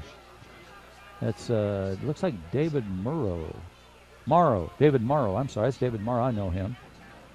Here's Tally with the football. David Morrow checked in for the Rail Splitters. Yes. I didn't see who it was, but somebody kind of took him on head on that time. But you know, you got to get some momentum going at him too. So he's got giving you the punishment. We'd like to put out some punishment once in a while here. Down to 13. Walkendorf slow getting up there. He got his bell rang by the big guy, the 335-pounder. You know, they like to run behind him. We've noticed that too all game. That where he goes is where the runners go. And if you get in his way, you're going to take a beating. Yeah. Ball at the 13-yard line, 2nd and 4 for the Panthers. Minute 6 left for the game. Keep him out of the end zone. Tally, left side, stays on his feet. A host of Railers there trying to stop him. He's inside the 5. They're trying to drag him from behind. Now we got a flag. Of course. With 52 seconds left. It's in the backfield, the flag. It's on the Railers. So what's that, halfway? Yeah, from where they're so deep in our territory. So it'll be 1st and goal. It's on to what, the 1 or 2, 1 yard line, I think. Yeah. 1st and goal. You listen to Lincoln Rail Splitter Football on 96.3 FM. Streaming live on YouTube. Keep the clock running. Schultz, looks like maybe victory formation. Yep. Good sportsmanship. They just take the knee. They keep the clock running. We'll have to take one more. Yep. So the score is going to end up being the Jersey Panthers 32 and the Lincoln Rail Splitters 16. Both teams just walking off the field. They're not even going to run that last play.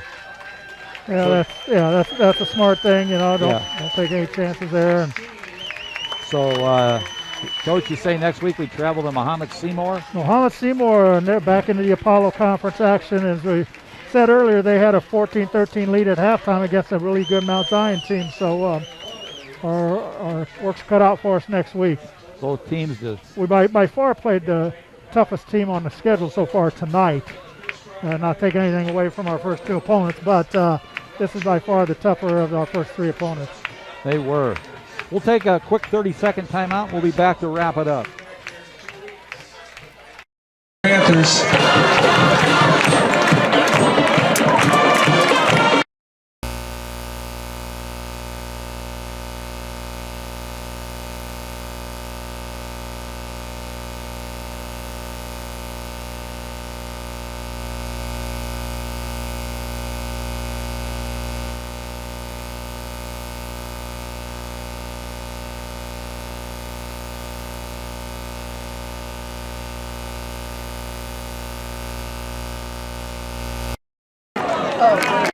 Ken Schweitzer along with Bobby V and Lloyd Kirby from Jerseyville, Illinois. And tonight the Jersey Panthers came in with a record of 1-1. They leave with a record of 2-1 as they beat our Rail Splitters 32-16. And our Rail Splitters started the season with 2 wins and no losses. They leave with their first loss, and they did a pretty good job, as much as could be expected.